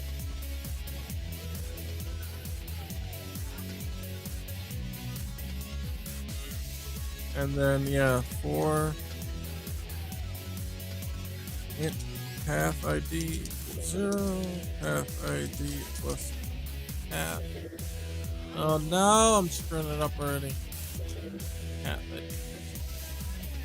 Path count ID plus plus. Alright, you know what? I'm gonna save this in my clipboard. So we're gonna have to be writing it a lot anyway, and with the way that I'm writing right now, it's not going well. Okay. And then again, we'll iterate through the points, get the points, do the thing. Oh yeah, and then we have path ID. Okay, that one was easy enough. So let's see how. Oh, you know what? The path point.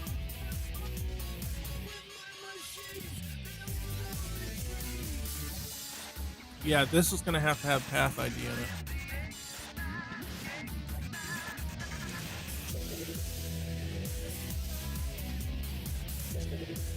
Yep, yep.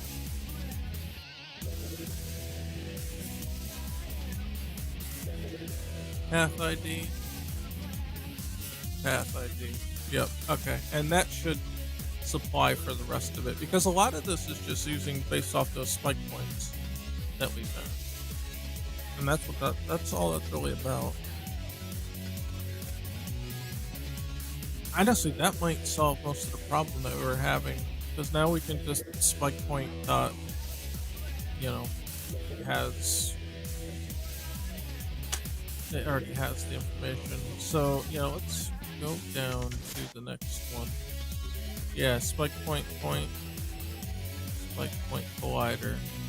Yeah, this one's going to be a simple of spike point dot path ID. Okay, next. Yeah, this might actually be that simple. I take it back. It's not as bad as I thought. It just looked intimidating.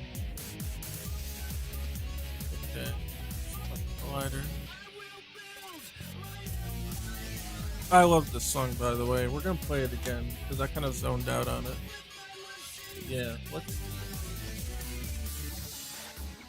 put that one on loop, baby. Yeah, crank that shit. Love that song. It's such a good remix of Eggman's theme. It's so good.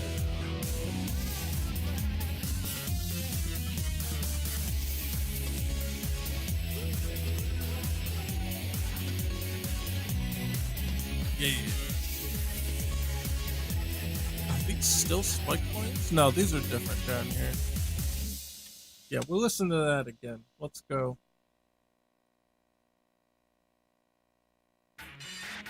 Eggman remix. Let's go! I'm so used to calling him Robotnik though. 'Cause I grew up in that era. I think Robotnik's like 100 times, a million times better name. It just sounds menacing. Like it's a bad guy name. Eggman's not a bad guy name. It's like a goofball name.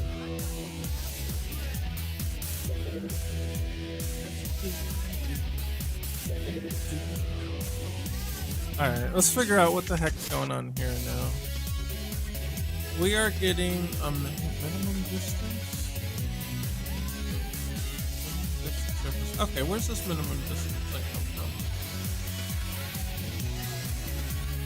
Go to definition, minimum distance, line. Oh wait, is it already a surface?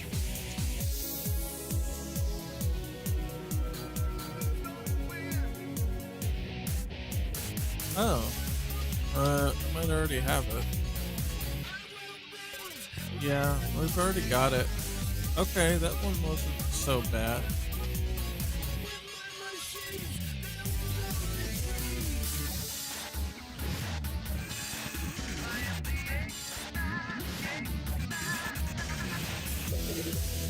Still using the minimum distance. Yep, okay. Path ID.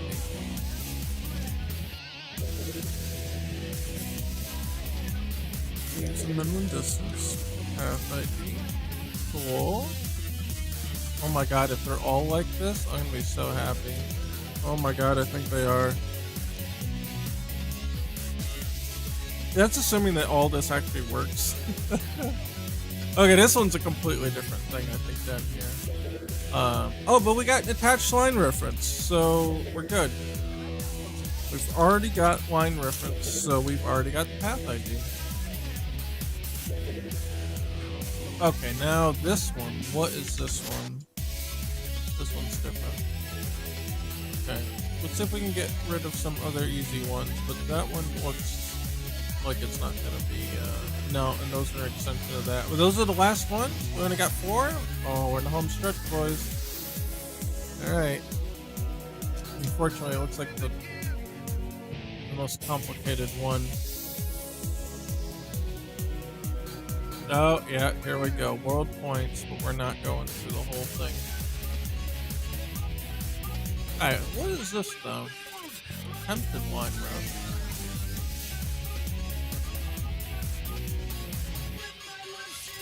Okay, let's take a look. Check end of line transition. We reach the end of the line. We need to now fill in the next line information for the line route. Okay. Oh, shit. Okay, we've already got our path ID up here. We already got our path ID. We might be alright. Yeah, this one even takes it. Okay, I see what's going on here now.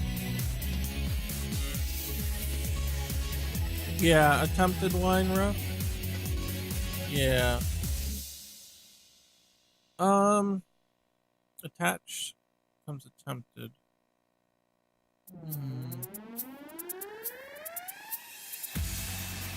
Okay. That's assuming that we're not on a mock surface. Okay. And not auto detaching.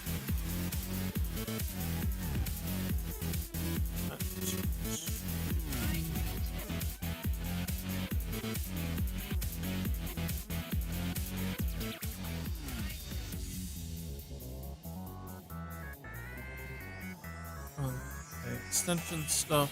And then we finally get down here. this?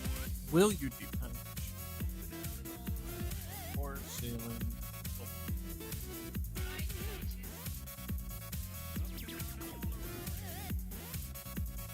Oh, is this the mock? Is this the mock stuff? Oh, this is creating the line. Oh no. Uh-oh. You know what? So I can probably make it a little easier though. Let's see. Our point A is -1. And our point B is the extension index. Yep. You know what that means? It's actually the easiest one. This one's a bogus. This one's a pretend line ref, so it doesn't even need anything special. Okay. Did not detach. Create edge to walk out on. Okay. Yeah, and same thing. It's just a bogus thing, so it's just gonna get a -1. I think that's it. I think that'll actually work. I say that, but we'll see. Are we ready? Let's go. Can't wait for this to completely fail. Hey, no, he's walking. He's doing. He's walking. He's doing. He's doing and a moving and a grooving. Okay. Oh my god, it works. Oh my god, it works. Are you serious? Oh my god, it works. Sort of. He got a little goofy on the edge there, but yeah, okay. I'll take it. Okay, is this gonna screw up? No. Cool. You followed me? Where are you now? Oh, I'm sorry. I can't read anything but English. I'm so sorry. I don't know how to pronounce your name. Did it come up as a thing? Oh, it did. It did come up as a thing. I didn't hear the sound effect. I'm very sorry about that. And I'm also very sorry that I have no idea how to pronounce your name. But thank you. I already followed you on Game Show, Twitter, and Facebook. Call me Nerd Mecca. Okay, alright. Nerd Mecca it is. Thank you very much. You Omega followed, like you followed and everything. I think my edge walking is completely bumped now, but that's alright. It's getting a little weird there.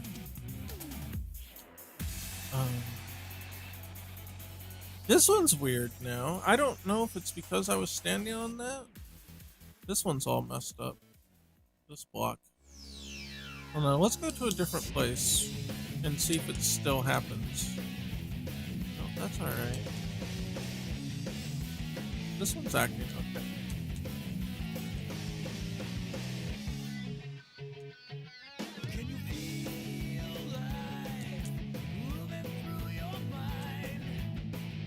Yeah, say you can watch the streams on YouTube too.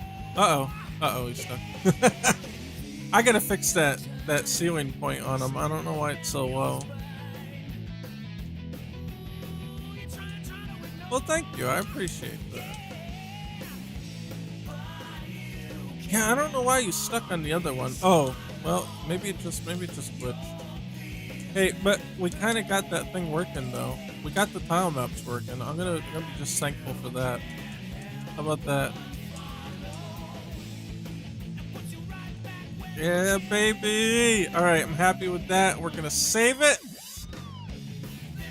Save it so it doesn't go away. Tim, you missed it. You missed the magic moment tonight. Where are you? Hey, Nerd Mecca, we do, here, look at the schedule for a second. We do Pocket Fighter EX, we actually do streams for that too, but those are on Mondays, so just FYI. If you want to come back on Monday too, we do Pocket Fighter EX stuff there. So I got like 2 projects going. I really got like 3-4 projects going, but the 2 that I stream right now are the platforming game that you see here, and then Pocket Fighter EX does. I do that on Monday. Oh, you're from South Korea. That's cool. Oh, I should have known based on the name. I can recognize the difference between like Korean and Japanese characters, but I don't know how to read them. But I can tell the distinct difference between them, where the Korean characters are more rounded and use like ovals and stuff. So I know a little bit, just a tiny bit, just enough to get by. You can speak Japanese too? Oh my god, you're showing me up. I can't speak anything but English. I don't have the intelligence to do anything but that. I wish I could speak multiple languages. It kind of sucks that like people can't talk to each other from different countries.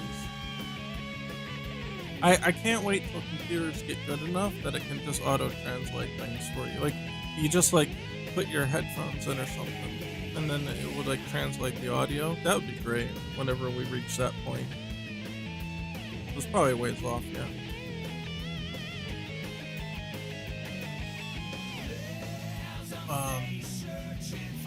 Shoot. Alright, well, I saved it. Oh my god, I blanked out. What are we supposed to do now? Or did we just do it? Oh yeah, that, right, the little head point here. I don't know why that is so low. So, let's take a look. What seems to influence that? Definitely not that property. Definitely not that property.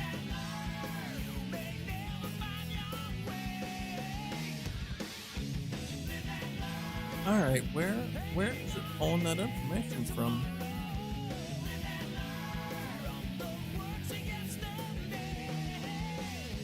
Oh, excuse me.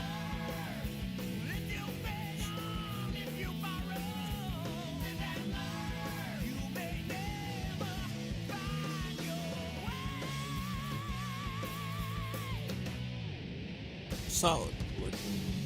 No. I want.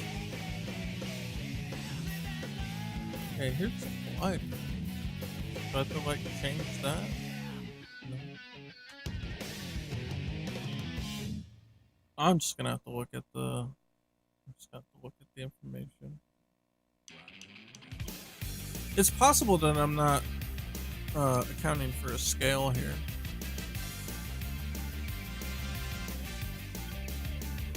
So, on gizmos, or on gizmos, right? What? Nothing? Oh, here. No. Yeah, with the Unity engine, I use C#. I think it can technically do like JavaScript and stuff, but JavaScript's not really any good. Not for games like this. Not very efficient. Well, the C# has its own efficiency problems too, but it's not quite as bad as JavaScript.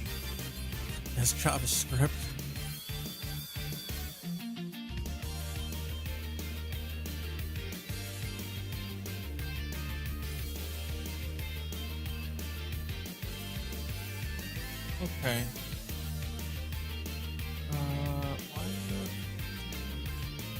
We're looking for our collider. Let's see, what was that property name?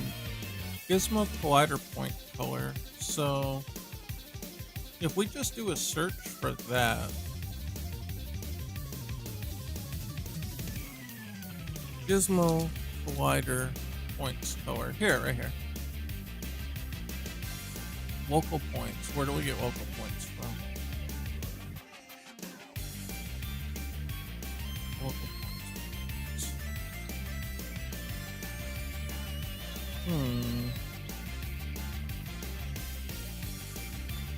That's one ref. No, that's not correct.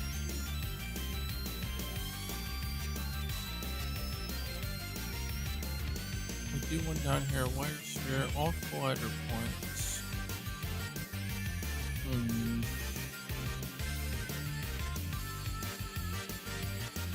Is that the only one that's that color? Yeah, there's cyan here. Let's see. Just. Oh no, that's not the right colors. Okay.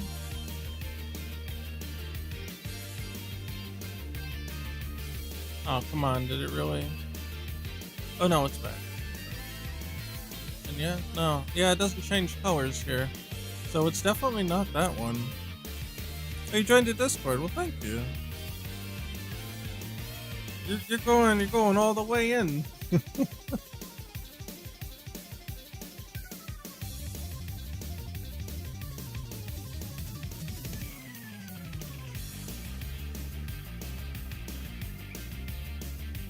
Alright, these points gotta be coming from somewhere.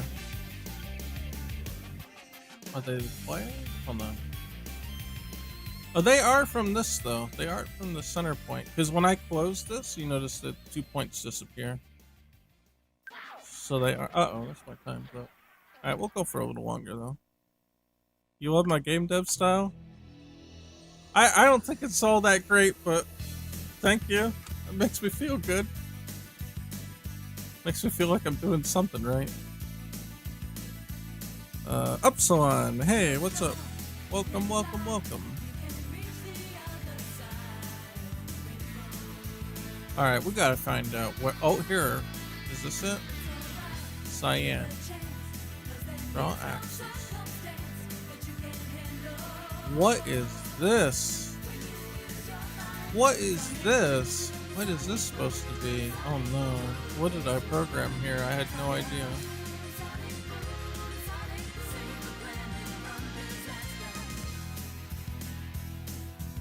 Draw axis. I don't think that's correct. It's probably going to be a wire.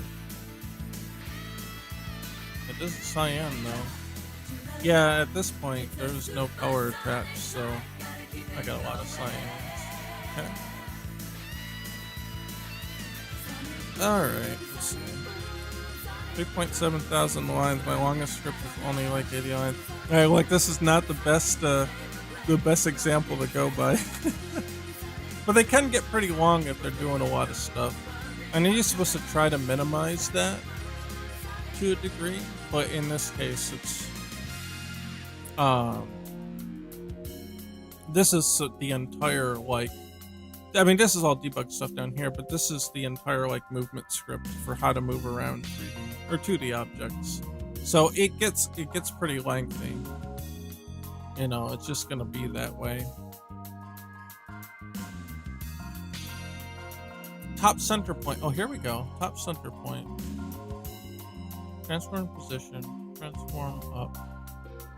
Our collider box size. Oh, it does 2 times the scale.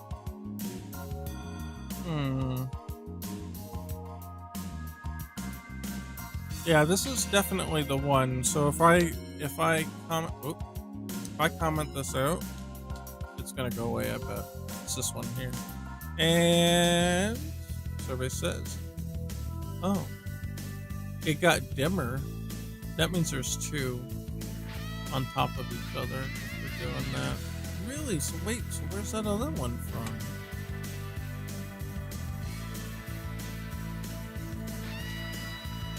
Well, this is getting weird now.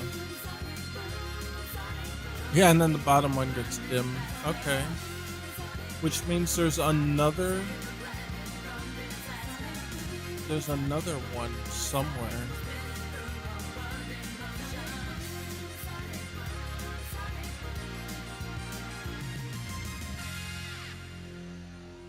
I wonder if Pocket Fighter EX's lines are longer here. Yeah, this one's 8,650 lines. This is the fighter controller. All the fighter code in here from Pocket Fighter EX's characters. That one, yeah, that one's 8,600 lines. So yeah, I guess 3,700's not so bad. There's definitely some stuff that I could pull out of that and delegate to other controllers, but I just kind of started building. Oh wait, hold on, music died. Let's go back. I just started building in that, and I just kept going and going and going. And there's definitely stuff I want to remove from there and make them their own controllers for. And there's some stuff I already have, like the super meter and stuff. but I'll eventually get that whittled down. I don't think it'll go down by a hell of a lot, but I think it will go down at least maybe by a third. No, not even. Probably by a fourth at most. There's still just a lot of specific code. The problem with the fighting game characters is they're so integrated with each other that having the different scripts can cause issues where something doesn't process in the right order and things like that. So it can become very hairy.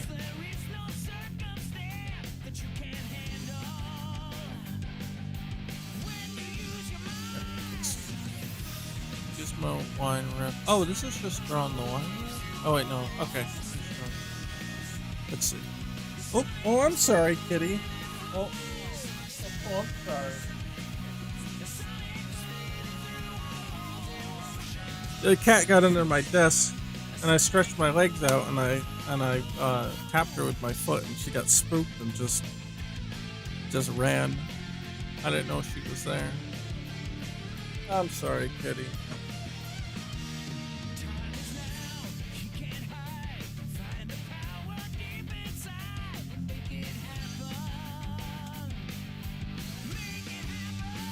Local center point. Oh, here, wait, hold on. Local collider view. Hey, here's some of the stuff.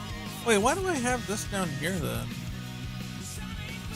Here, I'm gonna comment those out and say, I think this shows the local collider again, but it already shows anyway. Let's make sure that it's actually true first. It should pause. Oh, they both went away? Wait a minute. What's going on now?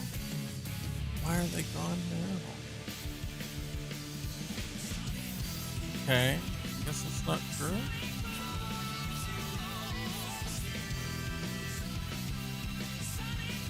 Oh. Now they're back.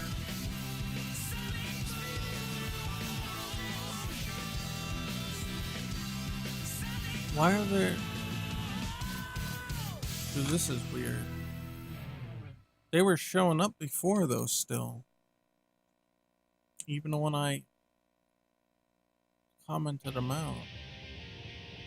And I don't know.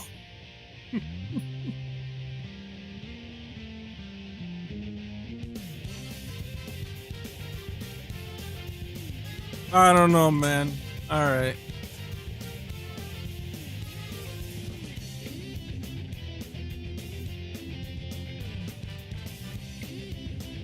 I think this is the problem, though. I think I'm calculating it based on a preconceived notion of where it's supposed to be.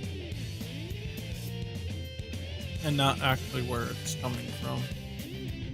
Because if we play it, and I walk forward, you see the ray is actually firing from here. So it's not just a display error, it's actually there. The center point seems fine. But there is definitely discrepancy here.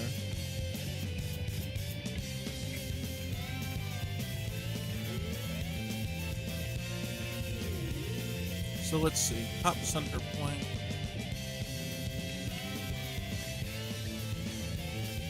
And this is still down in gizmos, right?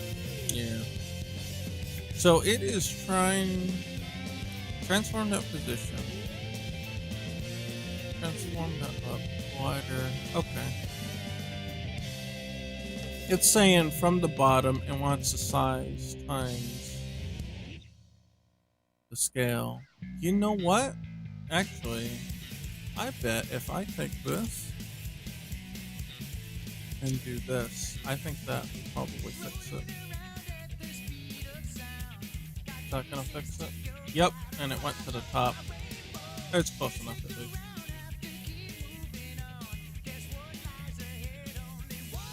Yeah, okay. So, I was using the scale of the entire... Here's the problem. I was using the scale of the entire object, the player, when I really should be using the scale of the collision box. Because I changed that and manipulated it, and then see now. Oh no! Look at it. It goes wacky. Well, that's not good. Uh, I see why it does it though, because it's offset here. All right, it's gonna take a little bit more math to suss out. So,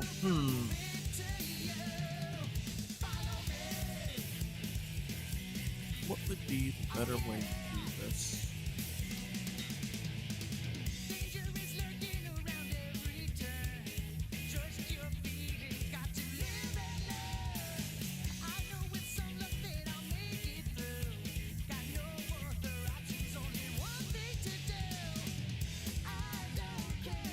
It definitely got the points on the top and the bottom right. The corner points are actually right. And I think that's probably because it's just pulling local points off. So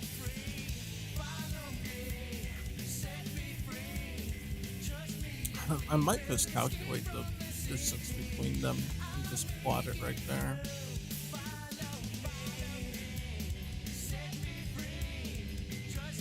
Could do that. That seems like such a cop-out. But I know why it's happening.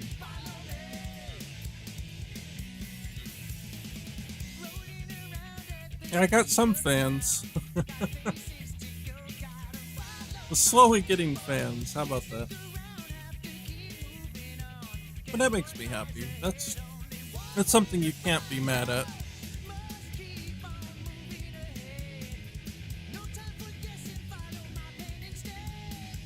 I'm really trying to think though, what would be the easy way to compute this that it would be completely accurate?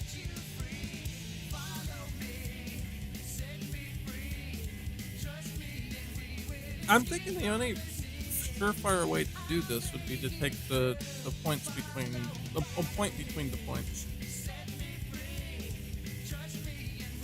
So an interpolation between the points. Alright, let's see if there's an easy way to do this. Where is what happened to my window? Oh, that's fine. We'll go off stream. I learned my lesson.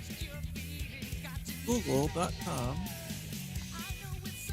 Get point between 2 points. How to find the midpoint between 2 coordinates. I don't want. Okay, this looks safe enough. Bring it over. Oh, there's an actual formula for this. Okay. Oh, well that makes a lot of sense. Yeah. Makes a lot of sense. The midpoint formula. X plus 1, or x1 plus x2 divided by 2. Y1 plus y2. Yeah, you're just averaging it. Okay, that makes sense. I don't know why I couldn't think of that. Alright.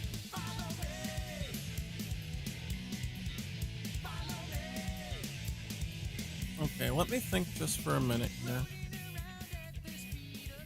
We're definitely not pulling the local points there, but we might be doing it here. Local collider view.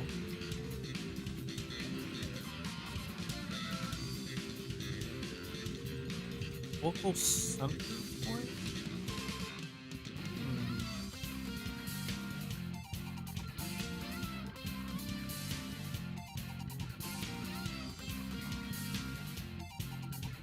What would be this? Oh, I know what this is. Yeah, that is not what we're looking for. Definitely not what we're looking for. Vector steps. Yeah, we're not showing debug on the corners, are we? Okay, well we're about to. That's good.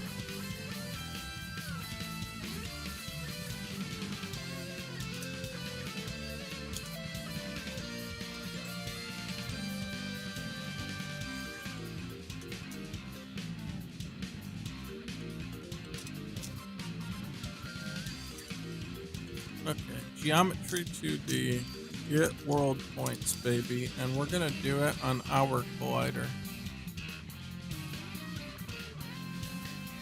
How about that? And then we're going to iterate through that. Well, we don't have to iterate through it, but vector to top point equals, and then we've got that formula here. Yeah, okay. Let me, I don't think if I copy that it'll come out correct, but what'll happen if I copy that? What'll it do? Whoa! That is not, nope. That did not come out correct. Alright, let's look at it manually. Yeah, okay. X1 plus X2. I'm not sure. Let's go. Oh, here we go. So, 0.3. It's a good thing I wrote this down.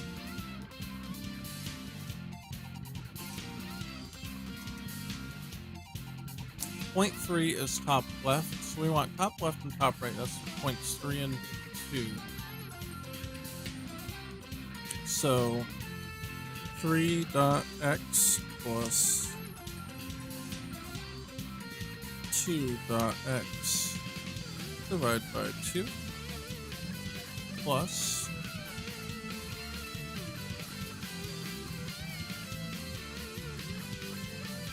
oh, I said out, but it should be hour. Hour. What?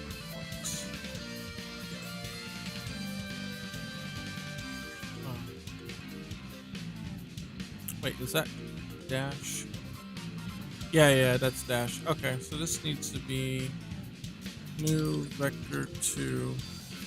Right, and then there's that one. We don't plus. Just the Y version of this.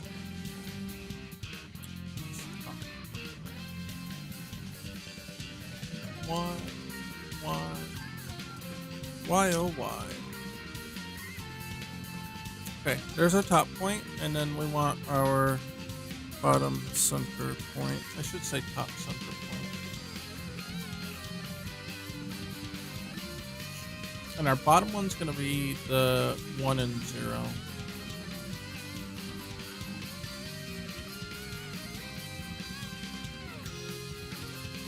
There we go. I mean, those are easy enough. I think that's pretty reasonable. So top center point's there, and bottom center point will be. Yeah. Okay. Survey says, hey, look at that. They're perfect. All right. We have them visually like that. And now we need to bring this up to the top.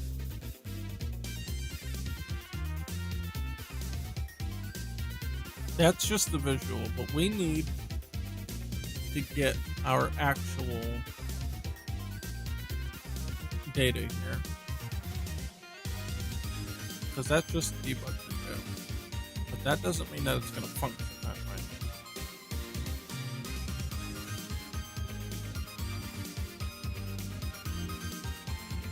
Go to the microscope. Magnitude cycles. Okay, here's our move script. We need to look where it detects our center point.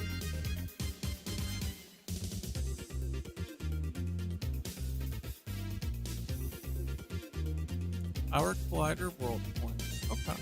Our collider world points.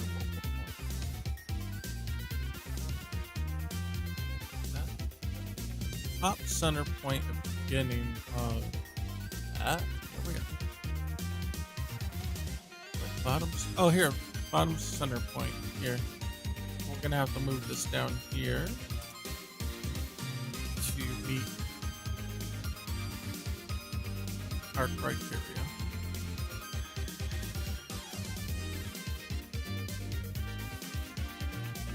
And this is a world point, so we do want to do this with world points. Oh, it's already there. Our collider world points. Okay. So that one's all set. and our top. Yeah, okay. It is based off the other one, but I don't want to do that. I'm just going to overwrite it with this.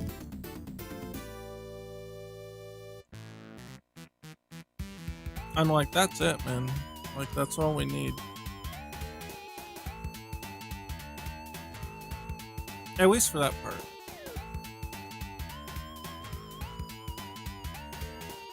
Because there might be another one down here somewhere.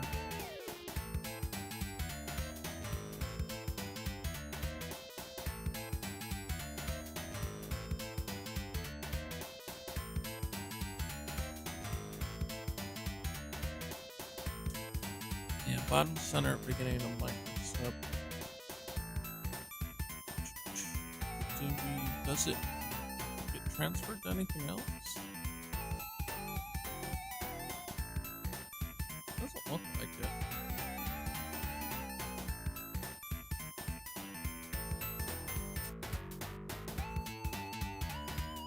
I mean, I'm just skimming here, so it's a little hard to tell. It kind of looks like it's alright. Well, let's see.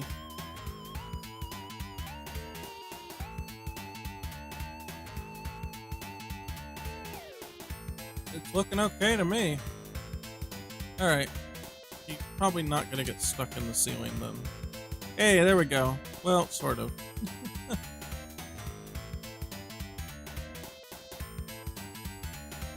Looks like the line extension, the edge extension, is a little busted now. But at least we've got the main idea of having the paths here working. Yeah. Yeah, I mean, it's working. It's working, what can I say? Hey, I'm glad for that. I am. So far, it's okay-ish. It's not getting too crazy. It can actually bump into the wall without screwing up. Let's analyze that path. That's why I like having this path here. It's actually underneath for a moment, though. That's weird. That's not wonder why that is. He definitely found the right line, though. Yeah, is he underneath? No, he popped up. No, he is underneath, though. Sort of. Oh, yeah, you know why? I know why it's all goofed up. I know why. At least I'm pretty sure.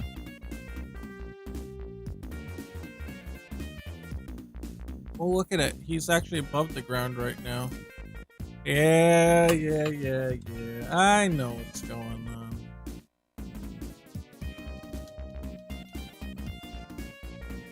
Yep, right here. It's taking this transform position again. Yep.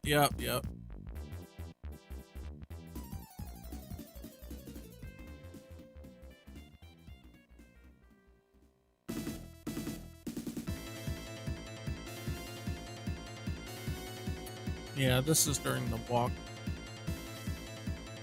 So it's not pulling the right position.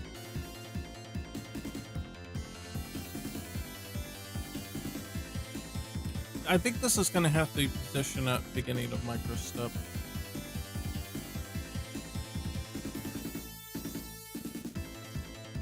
Center, top center. Or is it? It's bottom center, right? Bottom center. Yeah, I'm pretty sure that's gonna be the magic thing here.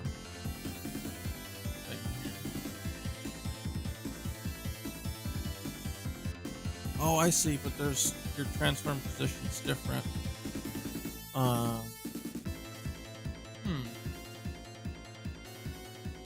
This actually might be a little more complicated than I had thought about. So if your bottom center point is different than your actual transform position, we're gonna have the track and offset on there. So if we go up to the top,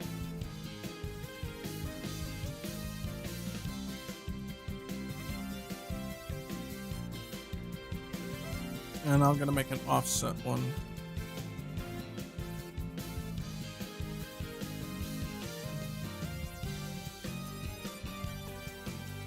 Okay.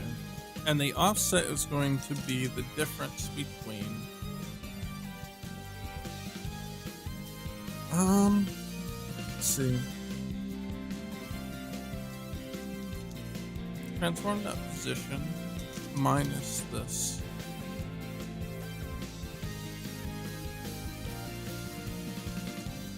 That might be the way to go. It might have to be reversed, but it should be okay. So here's the idea. When we set this, we're gonna have to add the offset to it.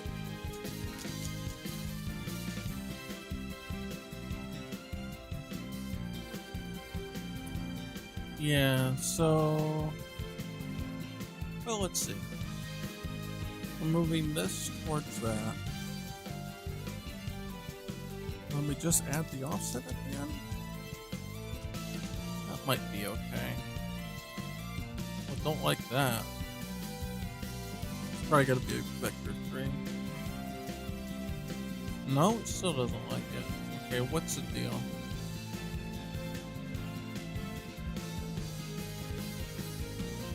What's it complaining about?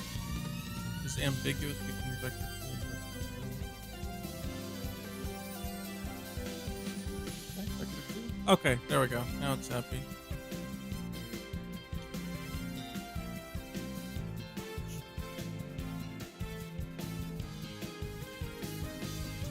And same thing here.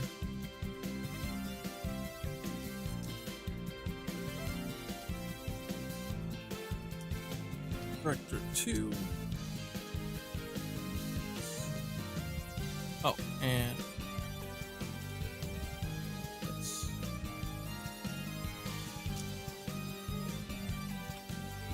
That might be okay.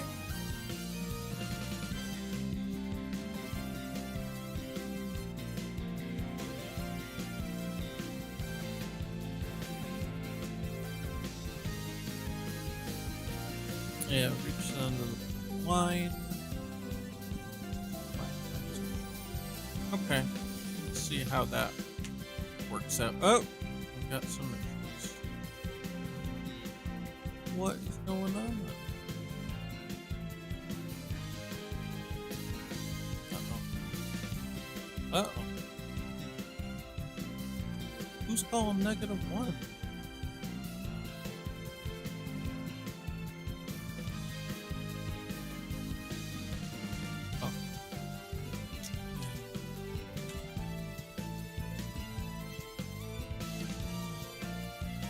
Oh, it was trying to get points. It was trying to get points off a imaginary line ref, I think. I think that's why it screws up on the end. Yeah, that's why it screws up on the end, because it can't find the points. That's funny. Okay. Yeah, alright. We wanted to see if this then was working correctly. I think I fixed it. No, maybe. Wait, hold on.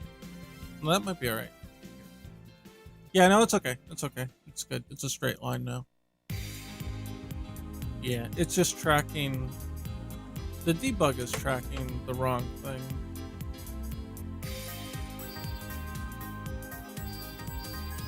So yeah, the recording position here.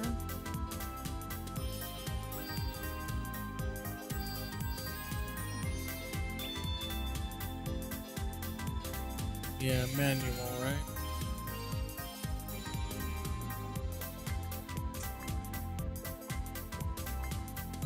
So capture position. That's private. Capture position here. Okay. I'm gonna break this into two, like we did before. We're gonna not refactor. What's the word? Overload it. Are these vector trees?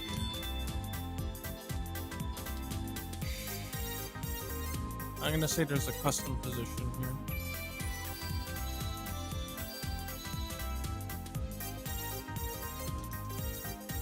So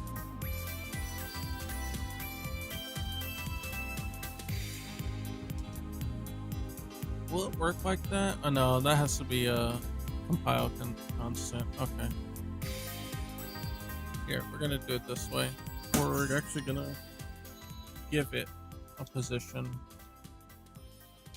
We can do it automatically, but if we do it manually, then we can give it a custom one.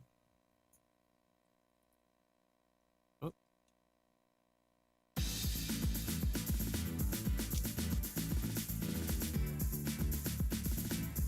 Yeah.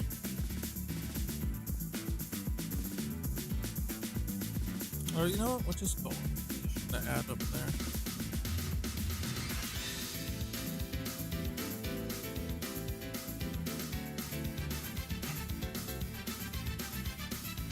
Oh, yeah, and one more up here.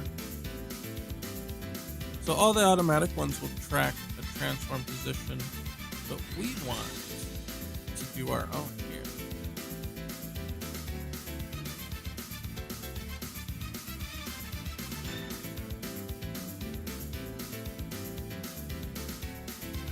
So our final position now. Yeah, this is from the beginning of the microstep. We're gonna have to go back up to the top. Oh, oh, oh. Oh.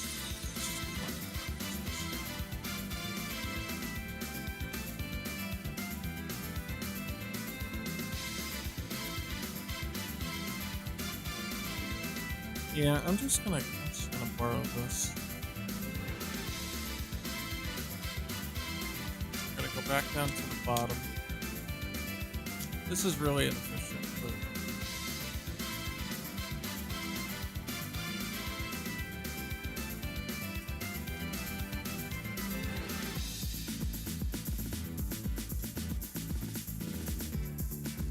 but okay, final bottom center point position. Yeah, I said that's hard. Okay. Our Collider World Points final. And we'll do that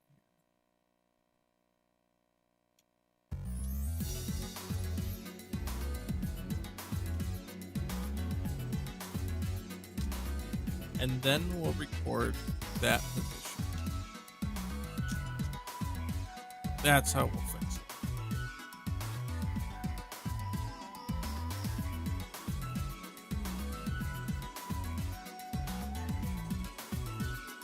Okay. And survey says, yep, it's exactly there. It's exactly on the line, baby. Let's go!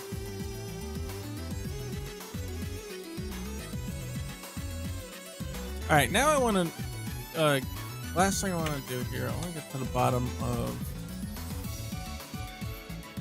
well, hold on, let me pause the error to come back up. When we reach the end of the line and it gets all like freaked out here, and it actually pulls that index out of range, I want to throw a breakpoint here and figure out where is this thing entering from that it decides to blow up. Bonk. There it is. And it comes from... Oh, from Undraw Gizmos. Okay. Okay, that's easy enough. So... we'll just do an if statement.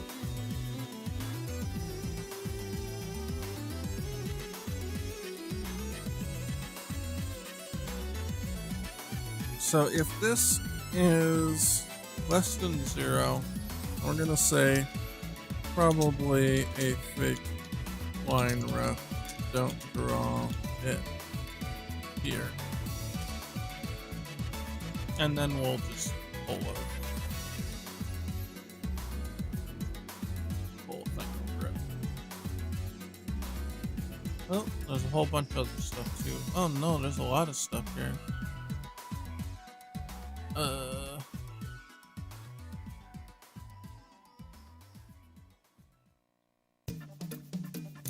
Wait a second here. You know what? Nope, I take that back. We gotta do it higher.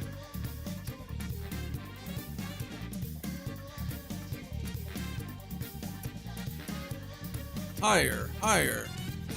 Here.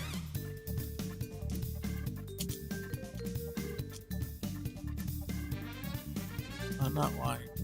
Path it has to be greater or equal to 0. Yeah, there we go. Okay.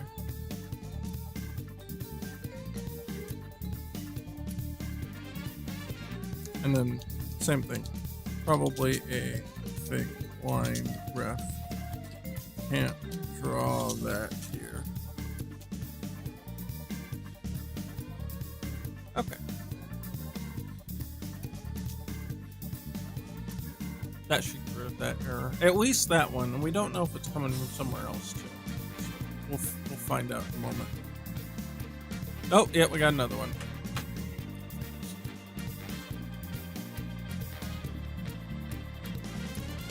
Oh. Yeah, okay. No, it's the same one. It's a good thing we put these in here, because now we figured them out, right? There. And we popped one.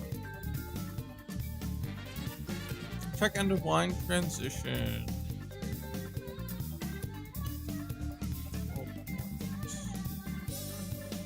Okay, I see what's going on here.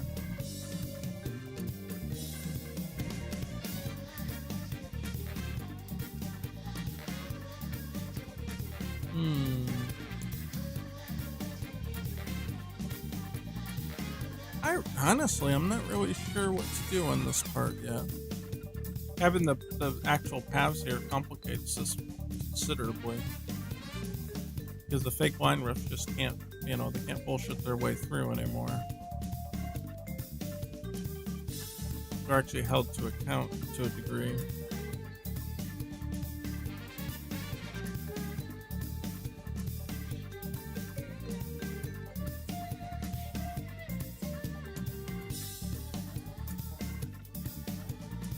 I don't know. I think I'm gonna have to hold off on that one and actually give that some deeper thought. I think that's not going to be an easy one to fix there. So that's all right though. Hey, we got a lot done though, so I'm not gonna complain. It's kind of funny that he can't walk off anymore though. Yeah, no, I'm happy with that, and we've got a much more accurate top and bottom point now, so I'm really happy about that. And it looks like everything is working pretty alright.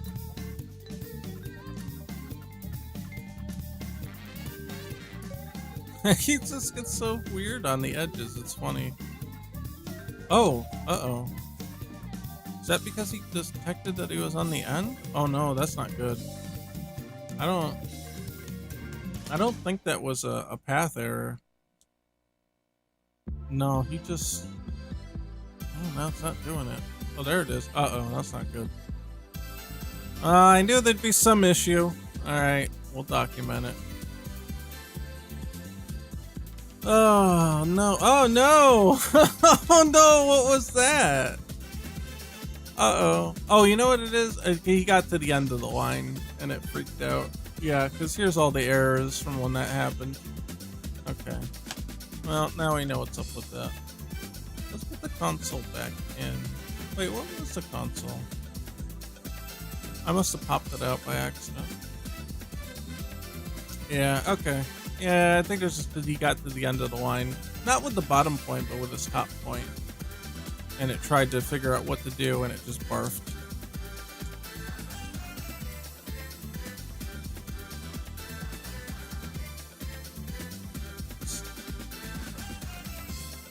Let me make sure that this is working right this way.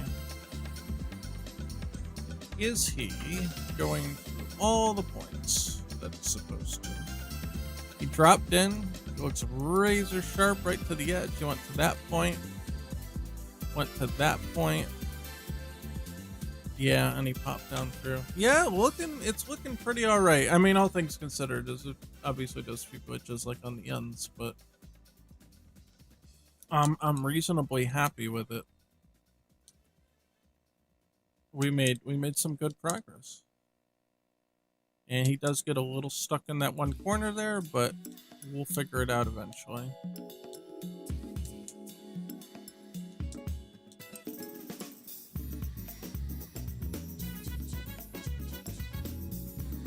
It's kind of strange that it happens on the collider I wouldn't expect there to be an issue on in the corner here. And it could be just a floating point thing. He's not, definitely not.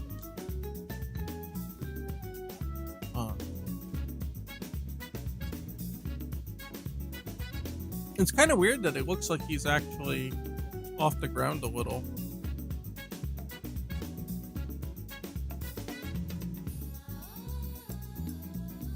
Like he's slightly above it, but I don't know, it doesn't appear like that's the case here. And he definitely looks like he's falling though. Like for a frame. Yeah, see how he fell? He actually went downward.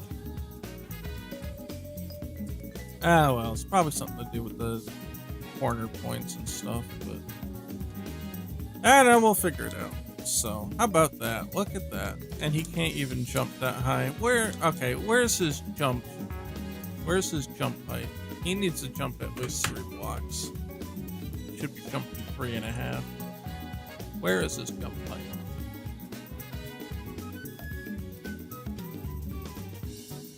Jump speed, fall speed, run speed, walk speed. Test jump height 3. What's 3? He certainly didn't jump a full 3. Alright, I'm gonna say 5. I think I'm just gonna have to guess and check. There, he's going a little higher now. Okay. What about 4? There, 4 is pretty good. There's the errors. There, now you can at least jump on top of stuff. Okay. So we'll give him 4. And his jump time, I'm going to give him a 1. Really, a whole second? Nah, that's a little slow. I guess the 3/4 second is alright.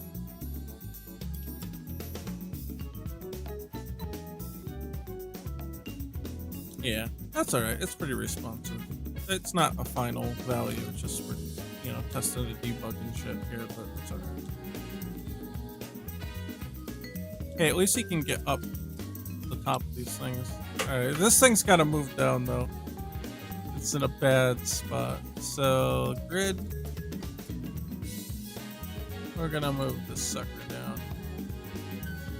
Yeah, it's gonna be its own little thing out here. There we go. There we are. Gives us a little bit better environment to whoop. Yeah, it's because he hit the end there. I think it's okay. Yeah, it's okay until he hits the end. He hits the end and it goes bonkers because it's hitting the wrong thing. Yeah. There we are.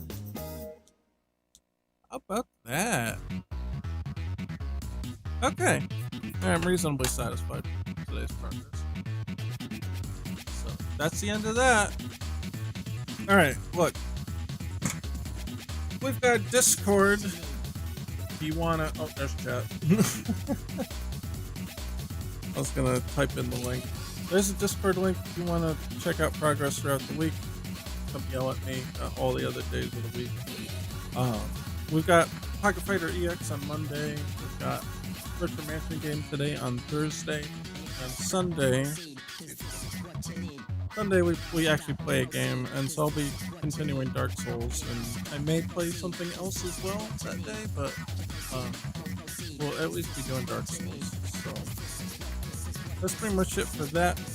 And I have a Patreon, so if you want to support my personal effort in game development, then head on over to that. You can get prototype builds of the stuff that I work on.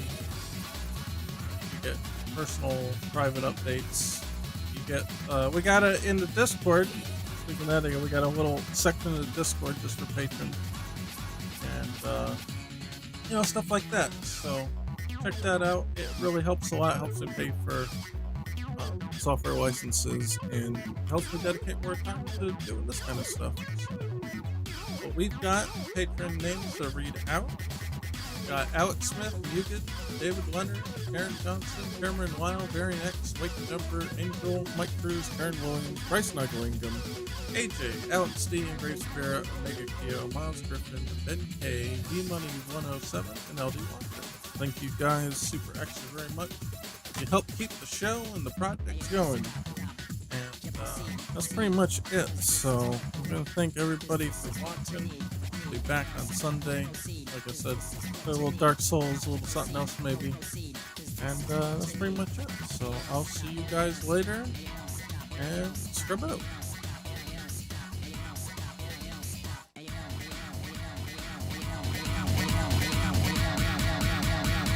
Stop, you proceed.